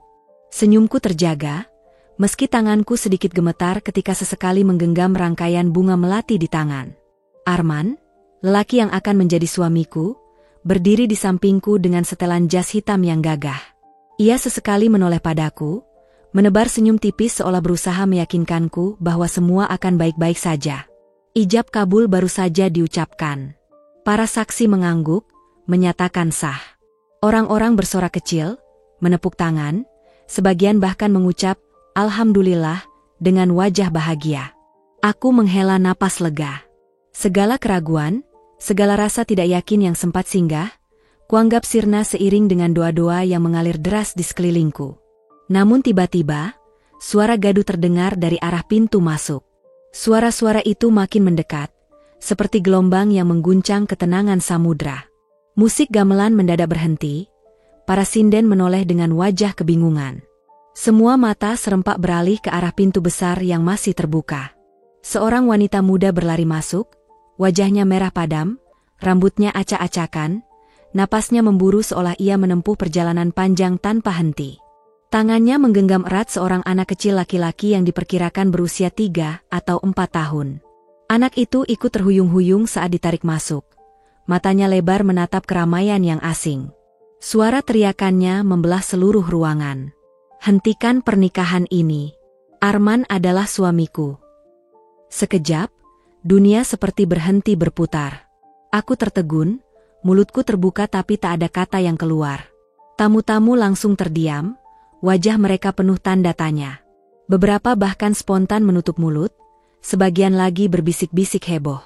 Semua mata, seolah dikendalikan takdir, kini tertuju pada wanita itu, dan padaku. Ya Allah, desah ibuku dari kursi depan. Tangannya refleks menutup dada, wajahnya pucat pasi. Ayahku melotot, menatap ke arah Arman dengan tatapan penuh amarah bercampur bingung. Aku menoleh ke arah Arman, berharap ia segera memberi penjelasan. Tapi wajahnya kaku, matanya membesar, tubuhnya terpaku di tempat seolah patung. Bibirnya bergetar, tapi tak satu kata pun keluar. Wanita itu melangkah maju, menyeruak di antara tamu yang kebingungan. Aku istrinya. Kami menikah 3 tahun lalu. Dan ini, ia menarik anak kecil itu ke depan, menunjuk dengan gemetar, ini anaknya. Anak dari darah daging Arman. Seisi ruangan bergemuruh. Tamu-tamu terperangah, sebagian langsung berdiri dari kursi mereka, sebagian lagi memandangku dengan tatapan iba. Aku merasakan seluruh tubuhku panas dingin. Lututku bergetar, seolah tak mampu lagi menopang tubuhku. Apa? Apa yang kau bicarakan? Suaraku akhirnya pecah, meski lirih dan serak. Aku menatap wanita itu, lalu menoleh lagi pada Arman. Arman, katakan sesuatu. Siapa dia? Arman mengusap wajahnya, napasnya tersengal. Aku bisa jelaskan.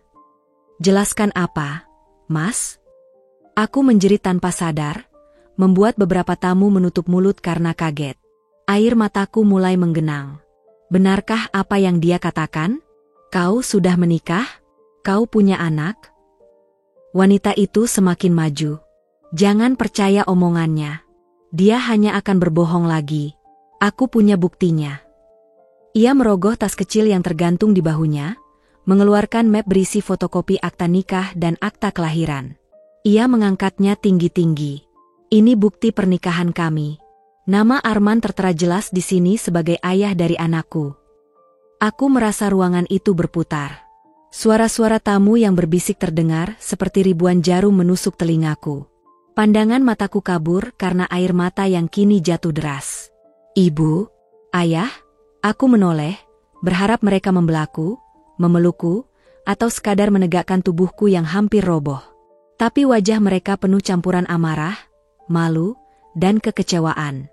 Ayahku berdiri, menunjuk Arman dengan tangan gemetar. Apa benar ini? Kau sudah menikah? Kau mempermainkan anakku? Arman terdiam, wajahnya pucat pasi. Bibirnya bergetar, akhirnya ia berkata lirih, aku memang pernah menikah. Tapi, itu dulu. Aku pikir sudah selesai. Sudah selesai? Aku menjerit, suaraku pecah. Kalau sudah selesai, mengapa wanita ini datang? Mengapa ada anak kecil di sini yang jelas memanggilmu ayah? Anak kecil itu, yang sejak tadi menggenggam tangan ibunya, kini tiba-tiba berkata dengan suara polos. Ayah, ia meraih jas Arman, menariknya. Ayah, ayo pulang. Darahku seolah berhenti mengalir. Kata sederhana itu menghantamku lebih keras daripada teriakan apapun. Wanita itu menangis, suaranya parau. Aku datang bukan untuk mencari masalah. Aku datang karena aku tidak tahan melihatmu berpura-pura jadi pria baik-baik di depan wanita lain, sementara aku dan anakmu kau tinggalkan begitu saja. Tamu-tamu sudah riuh. Beberapa bahkan terang-terangan merekam kejadian itu dengan ponsel. Aku merasa telanjang, semua luka pribadiku dipertontonkan di depan ratusan orang. Aku menatap Arman dengan tatapan paling getir yang pernah kuberikan. Kau, tegas sekali. Bagaimana mungkin kau berdiri di sampingku, mengucapkan janji suci, sementara kau masih terikat dengan pernikahan lain? Arman meraih tanganku, tapi aku menepisnya keras. Jangan sentuh aku. Ibuku menangis histeris, sementara ayahku berteriak memanggil panitia untuk menghentikan acara. Musik gamelan yang sejak tadi hening tak pernah dimainkan lagi. Semua hanya menatap, terperangkap dalam drama yang lebih mengerikan daripada sekadar gosip. Aku berdiri kaku, seluruh tubuhku gemetar. Di dalam dadaku, hatiku hancur berantakan. Semua impian, semua kepercayaan, semua harapan yang kupupuk dengan susah payah, remuk dalam sekejap oleh kenyataan yang tak pernah kubayangkan. Aku menatap wanita itu, lalu menunduk menatap anak kecil di sampingnya. Air mataku jatuh deras, tapi bibirku bergetar melantunkan kata-kata yang keluar tanpa bisa kutahan. Ya Allah, mengapa engkau pertemukan aku dengan lelaki seperti ini, di hari yang seharusnya menjadi hari bahagiaku? Dan seketika, seluruh ruangan kembali terdiam. Ruangan yang semula penuh dengan denting gamelan dan tawa tamu mendadak sunyi. Semua mata kini tertuju pada wanita muda yang berdiri di tengah aula, napasnya terengah-engah karena berlari. Anak kecil dalam gendongannya menangis keras, seakan ikut merasakan ketegangan yang melingkupi gedung itu. Tangannya gemetar ketika ia merogoh tas kecil di bahunya. Dari dalamnya, ia mengeluarkan sebuah buku nikah berwarna hijau yang sudah lusuh, lalu juga selembar akta lahir dengan stempel resmi yang masih jelas terbaca. Aku tidak datang dengan tangan kosong. Suaranya bergetar, tapi penuh keberanian. Lihat ini, buku nikah sah antara aku dan Arman. Dan ini akta lahir anak kami, darah dagingnya sendiri. Bagaimana mungkin kalian semua tega melangsungkan pernikahan ini seolah-olah aku dan anakku tidak pernah ada? Aku merasa lututku mendadak lemas. Dunia di sekelilingku seperti berputar. Aku mendengar bisikan-bisikan tamu, wajah-wajah tercengang, sebagian bahkan berdiri untuk melihat lebih jelas dokumen yang diangkat tinggi-tinggi oleh wanita itu. Ibuku terisak, menutup mulutnya dengan kedua tangan. Ayahku melangkah maju, suaranya bergetar menahan amarah. Arman, bentaknya lantang. Apa maksud semua ini? Katakan dengan jujur, siapa wanita ini? Aku menoleh ke arah Arman, berharap setidaknya ia membela, memberikan penjelasan, atau membantah. Tapi lelaki yang kukira calon suamiku itu hanya berdiri kaku. Wajahnya pucat pasi, keringat dingin mengalir di pelipisnya. Bibirnya bergetar, tapi tak satu kata pun keluar. Arman, aku pun akhirnya bersuara, suaraku pecah, tercekat oleh tangis yang kutahan. Apa benar? Katakan, apa benar semua ini? Wanita itu maju beberapa langkah, Matanya menatapku lurus dengan sorot penuh kepedihan. Aku bukan pembohong, katanya lantang. Aku istrinya. Kami menikah 3 tahun lalu. Dia meninggalkanku saat aku hamil 6 bulan, tanpa kabar, tanpa nafkah, tanpa penjelasan. Dan sekarang aku menemukan dia ada di sini, berdiri di pelaminan, hendak menikahimu, seolah-olah masa lalunya bisa dihapus begitu saja. Tamu-tamu riuh. Ada yang menutup mulut tak percaya, ada pula yang mulai bergumam lirih, mencibir, menggelengkan kepala. Aku merasa seperti tercekik.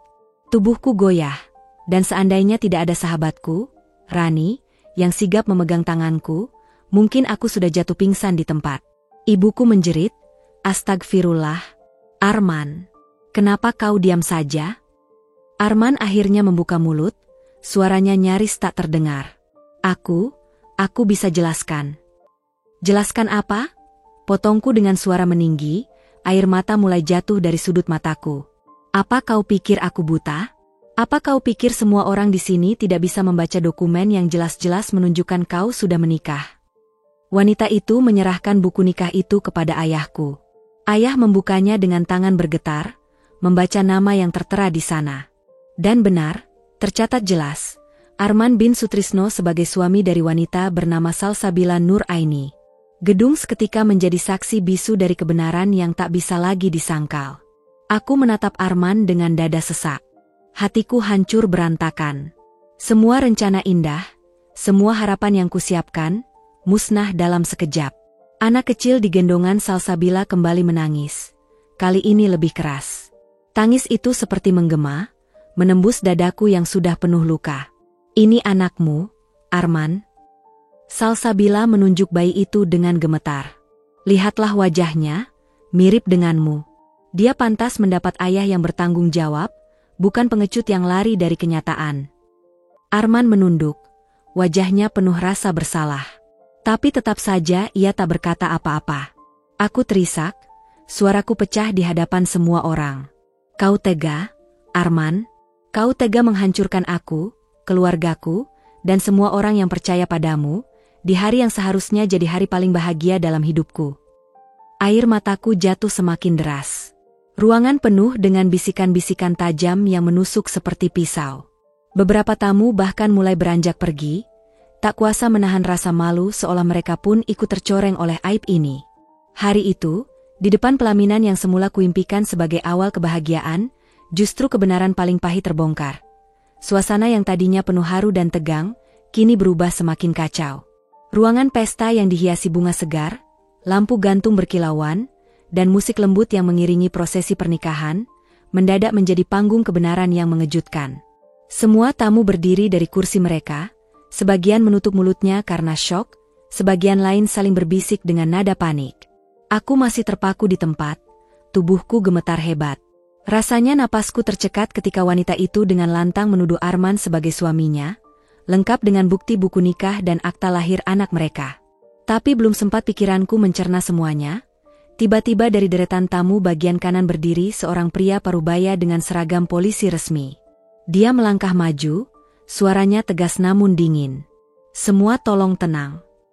Suasana sedikit mereda, meski riuh bisik-bisik masih terdengar di antara tamu undangan. Semua mata kini tertuju pada pria berseragam itu. Aku menatapnya dengan pandangan kabur, antara sadar dan tidak. Pria itu mengeluarkan lencana resmi dari sakunya, menunjukkannya dengan jelas. "Saya Ajun, komisaris polisi, dan saya kebetulan memang diundang oleh keluarga pihak perempuan."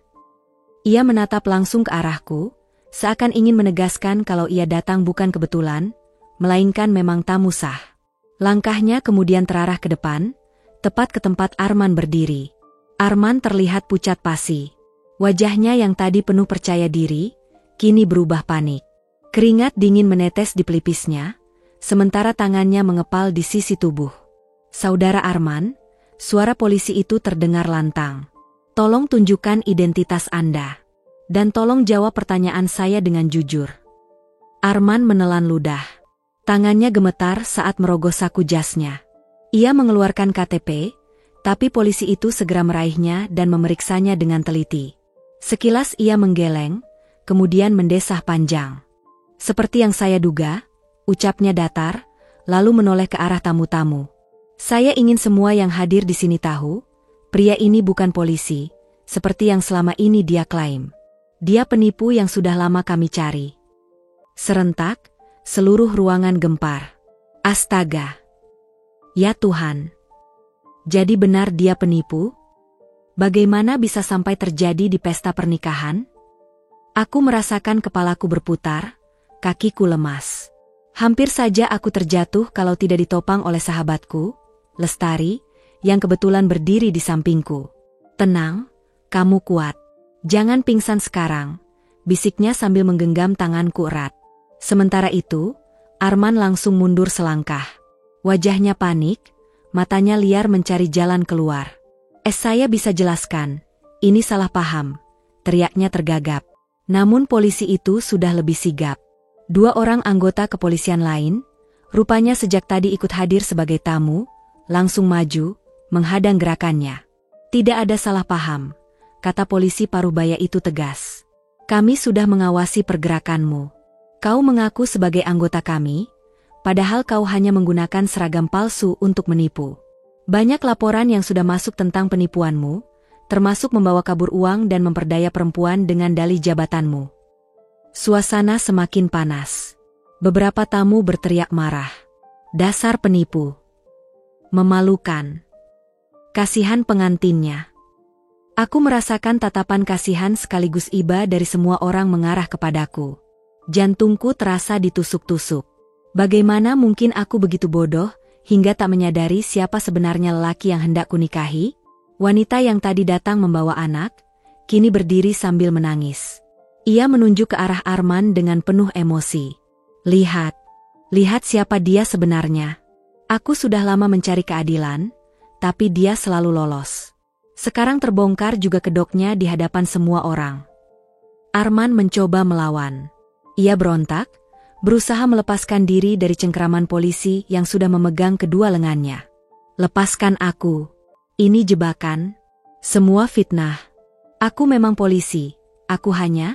Suaranya terputus ketika polisi itu langsung memelintir tangannya ke belakang dan memborgolnya dengan cepat. Suara borgol yang mengunci terdengar begitu nyaring, membuat bulu kuduku merinding. Arman alias Andika, Anda ditangkap atas tuduhan penipuan, pemalsuan identitas, dan bigami. Anda punya hak untuk diam, dan Anda punya hak didampingi pengacara. Ucap polisi itu resmi. Arman meronta. Tidak. Aku mencintai dia. Aku mencintai calon istriku. Jangan ambil aku darinya. Teriaknya sambil menunjuk ke arahku. Semua mata kembali menoleh padaku. Aku hanya bisa berdiri kaku, air mata jatuh tanpa bisa kucegah. Lestari memelukku erat, mencoba menahan tubuhku yang hampir terhempas ke lantai. Cukup, bentak polisi itu. Kau sudah menipu banyak orang, termasuk perempuan malang ini. Kau pikir cinta bisa dijadikan alasan untuk menutupi semua kebohonganmu. Arman menunduk, wajahnya penuh putus asa. Aku hanya ingin hidup layak. Aku hanya ingin dicintai. Suaranya melemah, lalu hilang ditelan suara gaduh para tamu. Aku menutup wajahku dengan kedua tangan. Hati ini remuk berkeping-keping. Rasanya seluruh dunia runtuh di sekitarku. Polisi kemudian memberi aba-aba. Arman yang sudah diborgol digiring keluar dengan langkah paksa. Beberapa tamu bahkan bersorak, sebagian lainnya mencibir. Sementara itu aku hanya bisa terisak. Suaraku parau. Lestari menatapku iba. Aku tahu ini berat, tapi lihat sisi baiknya. Tuhan sudah menunjukkan kebenaran sebelum kamu resmi menikah dengannya. Lebih baik sakit sekarang, daripada hidup selamanya dalam kebohongan. Aku mengangguk pelan, meski air mata tak henti-hentinya jatuh. Di hatiku ada luka yang dalam, tapi juga ada secercah rasa syukur. Setidaknya topeng Arman terbongkar sebelum semuanya terlambat. Dan sejak hari itu, aku tahu, hidupku tidak akan pernah sama lagi.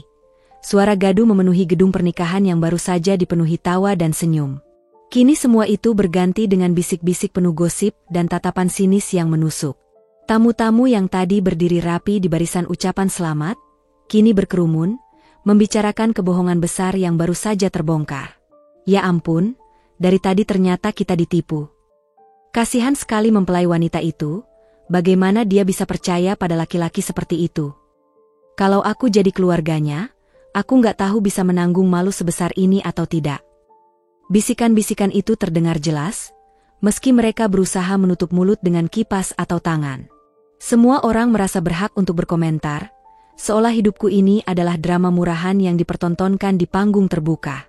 Aku berdiri kaku di pelaminan. Tanganku gemetar, wajahku panas, dan pandanganku berkunang-kunang. Gaun pengantin yang sedari pagi terasa begitu indah, kini serasa hanya kain putih yang membungkus aib. Aku ingin sekali berteriak, ingin kabur, ingin membalikan waktu. Tapi aku hanya berdiri seperti patung, tak mampu melakukan apapun. Ayahku menutup wajah dengan kedua telapak tangan. Nafasnya tersengal, menahan amarah dan rasa malu yang tak terkira. Sementara ibuku berulang kali menepuk dadanya, mencoba menenangkan diri, namun matanya jelas memerah, berair. Kakakku, yang sedari awal curiga pada Arman, menatapku dengan pandangan campuran, marah, kasihan, dan kecewa. Astagfirullah, kenapa bisa sampai begini, Nak? Bisik ibuku lirih sambil memegangi tanganku. Bu, suaraku bergetar, nyaris tak terdengar. Aku nggak tahu, aku sama sekali nggak tahu. Sebelum aku bisa bicara lebih banyak, suara seorang tamu terdengar cukup keras dari belakang. Makanya, jangan gampang percaya sama laki-laki. Baru kenal, langsung mau dinikahin. Lihat akibatnya sekarang. Ucapan itu disambut beberapa gumaman setuju. Aku menunduk, air mataku jatuh menodai riasan yang tadinya sempurna. Rias wajah pengantin yang dibuat mahal oleh penata rias ternama kini hancur bercampur dengan air mata dan keringat. Arman sendiri? Dia tak lagi ada di sini. Polisi asli yang hadir sebagai tamu sudah menyeretnya keluar, diborgol seperti kriminal. Terakhir aku melihatnya, wajahnya pucat pasi, tapi bibirnya tetap terkunci, tak ada permintaan maaf, tak ada pembelaan. Hanya tatapan kosong yang menghantui kepalaku. Aku tak sanggup lagi berdiri. Dengan langkah tergesa aku turun dari pelaminan, menyingkirkan kerudung panjang yang terseret di lantai. Aku berlari ke ruang rias, melewati tatapan kasihan sekaligus penuh ejekan dari tamu-tamu. Beberapa bahkan langsung mengeluarkan ponsel, memotret, merekam, dan mungkin sebentar lagi mengunggahnya ke media sosial. Cepat masuk, Nak, kata bibiku yang melihatku berlari ke arah ruang rias. Dia menutup pintu rapat-rapat begitu aku berhasil masuk. Begitu pintu terkunci, aku langsung terisak keras. Aku jatuh terduduk di lantai, gaun putihku mengembang tak beraturan, dan seluruh tubuhku bergetar. Ya Allah, kenapa harus aku yang mengalami ini? Bibirku bergetar, suaraku pecah di antara tangisan. Bibiku mencoba meraih bahuku, tapi aku menepisnya, bukan karena marah, tapi karena aku benar-benar tak sanggup disentuh siapapun saat itu. Rasanya seluruh tubuhku dipenuhi duri yang menyakitkan. Aku malu, Bey, aku malu sekali, ucapku di sela tangis. Hidupku hancur. Semua orang lihat aku, semua orang tahu aku dibohongi. Apa yang harus aku lakukan sekarang? Bibiku terdiam, hanya bisa memandangiku dengan mata berkaca-kaca. Dia tahu, tak ada kalimat yang bisa menghapus rasa malu sebesar ini. Tiba-tiba, pintu diketuk keras dari luar. Dik, ini aku, kakakmu. Buka pintunya. Aku tak menjawab, tapi bibiku berdiri, membukakan pintu. Kakakku masuk dengan wajah merah padam. Dia langsung menatapku yang masih terduduk di lantai. Kenapa kamu bisa sebodoh itu? Hah? Kenapa kamu percaya sama dia? Semua ini bisa dihindari kalau kamu mau dengar omongan keluarga dari awal. Aku menutup telinga, tapi suaranya tetap menembus. Aku sudah bilang, Arman itu mencurigakan. Tapi kamu marah sama aku, kamu bela dia mati-matian. Dan sekarang lihat akibatnya. Semua orang menertawakan kita, Dik. Semua orang mempermalukan keluarga kita karena kebodohanmu sendiri. Tangisku makin pecah. Kata-katanya memang keras, tapi aku tahu, itu keluar dari rasa kecewa sekaligus sakit hati, karena ia tak sanggup melihat adiknya dipermalukan. Aku cuma pengen bahagia, Kak, ucapku lirih, hampir tak terdengar. Kakakku terdiam. Wajahnya melembut, meski masih dipenuhi emosi. Dia akhirnya menarik kursi, duduk di depanku, dan menatapku lama. Kebahagiaan itu nggak bisa dibangun di atas kebohongan. Dik. Dan Arman, dia dari awal memang udah salah. Tapi kamu terlalu buta karena cinta. Aku menunduk, menangis semakin keras. Aku malu, Kak. Aku nggak berani ketemu orang-orang. Aku nggak sanggup keluar dari ruangan ini. Kakakku menghela napas panjang. Kalau kamu nggak sanggup keluar, biar kami yang hadapi tamu-tamu itu. Tapi kamu harus kuat. Dik, jangan sampai mereka lihat kamu hancur. Kalau kamu hancur, mereka akan semakin puas bergosip. Perkataannya menamparku. Benar, di luar sana pasti sudah banyak yang membicarakan aku dengan nada mengejek. Aku adalah bahan gosip terbesar malam itu, mungkin sepanjang minggu ke depan. Foto dan videoku yang berlari ke ruang rias, menangis dengan gaun pengantin berantakan, pasti sudah tersebar kemana-mana. Aku memegangi wajahku, mencoba menarik napas dalam-dalam meski sulit. Aku nggak tahu harus bagaimana, Kak. Kakakku meraih tanganku. Kamu harus tetap berdiri. Malu memang, sakit memang, tapi jangan biarkan orang-orang itu lihat kamu kalah. Tunjukkan kalau kamu masih punya harga diri. Kalimat itu perlahan masuk ke dalam pikiranku. Mungkin benar, aku tak bisa menghapus malu ini. Tapi aku juga tak boleh selamanya terpuruk. Namun, pada saat itu, yang bisa kulakukan hanya menangis. Menangisi mimpi indah yang hancur di depan mata, dan menyesali kebodohan karena pernah mempercayai seorang penipu. Malam itu, di ruang rias yang dingin dan sempit, aku merasa dunia runtuh. Semua yang kubayangkan tentang masa depan bersama Arman lenyap. Yang tersisa hanyalah gaun pengantin basah oleh air mata, wajah hancur penuh luka, dan hati yang remuk tak tersisa. Aku tahu, setelah ini, hidupku tak akan pernah sama lagi. Aku menatap cermin besar di ruang rias itu. Wajahku masih penuh make up pengantin. Bedak tebal, lipstik merah muda, bulu mata lentik yang masih bertahan meski sudutnya sudah basah oleh air mataku. Tapi kini, riasan indah itu bercampur dengan garis-garis basah yang menetes dari sudut mataku. Semua terlihat berantakan, seperti hidupku saat ini. Gaun putih yang tadinya kupakai dengan penuh kebanggaan kini terasa berat, sesak, dan kotor di mataku. Bukan karena noda, tapi karena ingatan pahit yang menempel padanya. Gaun itu saksi bagaimana aku hampir menyerahkan hidupku pada seorang penipu. Di luar sana, suara hiruk pikuk tamu masih terdengar samar. Bisikan-bisikan, gosip-gosip yang berhembus, semua pasti menudingku, kasihan, bodoh, atau bahkan malu-maluin keluarga. Aku tahu, setiap mata yang menatap tadi menggoreskan luka baru di dadaku. Aku terisak semakin keras, menutup wajah dengan kedua telapak tanganku. Kenapa aku sebodoh ini? Kenapa aku bisa percaya begitu saja? Tanyaku dalam hati. Aku teringat senyum Arman yang selalu menenangkan. Tatapan matanya yang meyakinkan, tutur katanya yang sopan, cara dia memperlakukan keluargaku dengan hormat. Semua itu bukan cinta, hanya topeng. Topeng yang dipasang dengan begitu rapi, hingga aku sendiri tak bisa membedakan mana yang tulus, mana yang dusta. Pintu ruang rias pelan terbuka.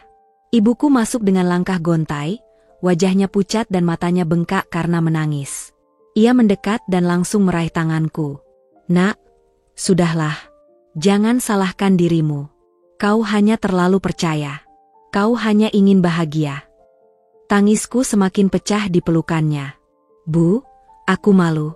Semua orang lihat, semua orang tahu. Aku hampir menikah dengan penipu, Bu. Bagaimana aku bisa menghadapi mereka nanti? Ibuku mengusap punggungku dengan sabar. Malu itu hanya sebentar, Nak. Tapi coba bayangkan kalau kebohongan itu terbongkar setelah kau sah jadi istrinya.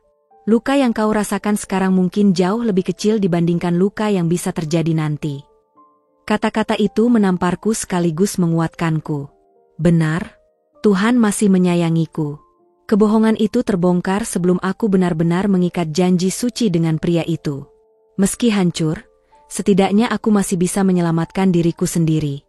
Aku mengangkat kepalaku perlahan, menatap cermin sekali lagi. Wajahku berantakan, tapi di balik itu ada sesuatu yang baru tumbuh. Tekad. Aku tidak akan jadi korban untuk kedua kalinya. bisikku lirih pada bayanganku sendiri. Aku akan bangkit. Aku akan belajar. Dan aku akan jadi lebih kuat daripada hari ini. Aku menyeka air mataku dengan punggung tangan, merapikan sedikit sisa riasan yang masih melekat. Lalu aku berdiri, meski kakiku masih goyah, dan menatap ibuku dengan senyum yang dipaksakan. Bu, ayo kita pulang. Aku tidak mau lagi tinggal di tempat ini. Aku ingin meninggalkan semuanya.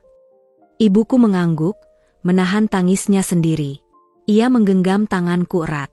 Bersama-sama, kami melangkah keluar dari ruang rias itu.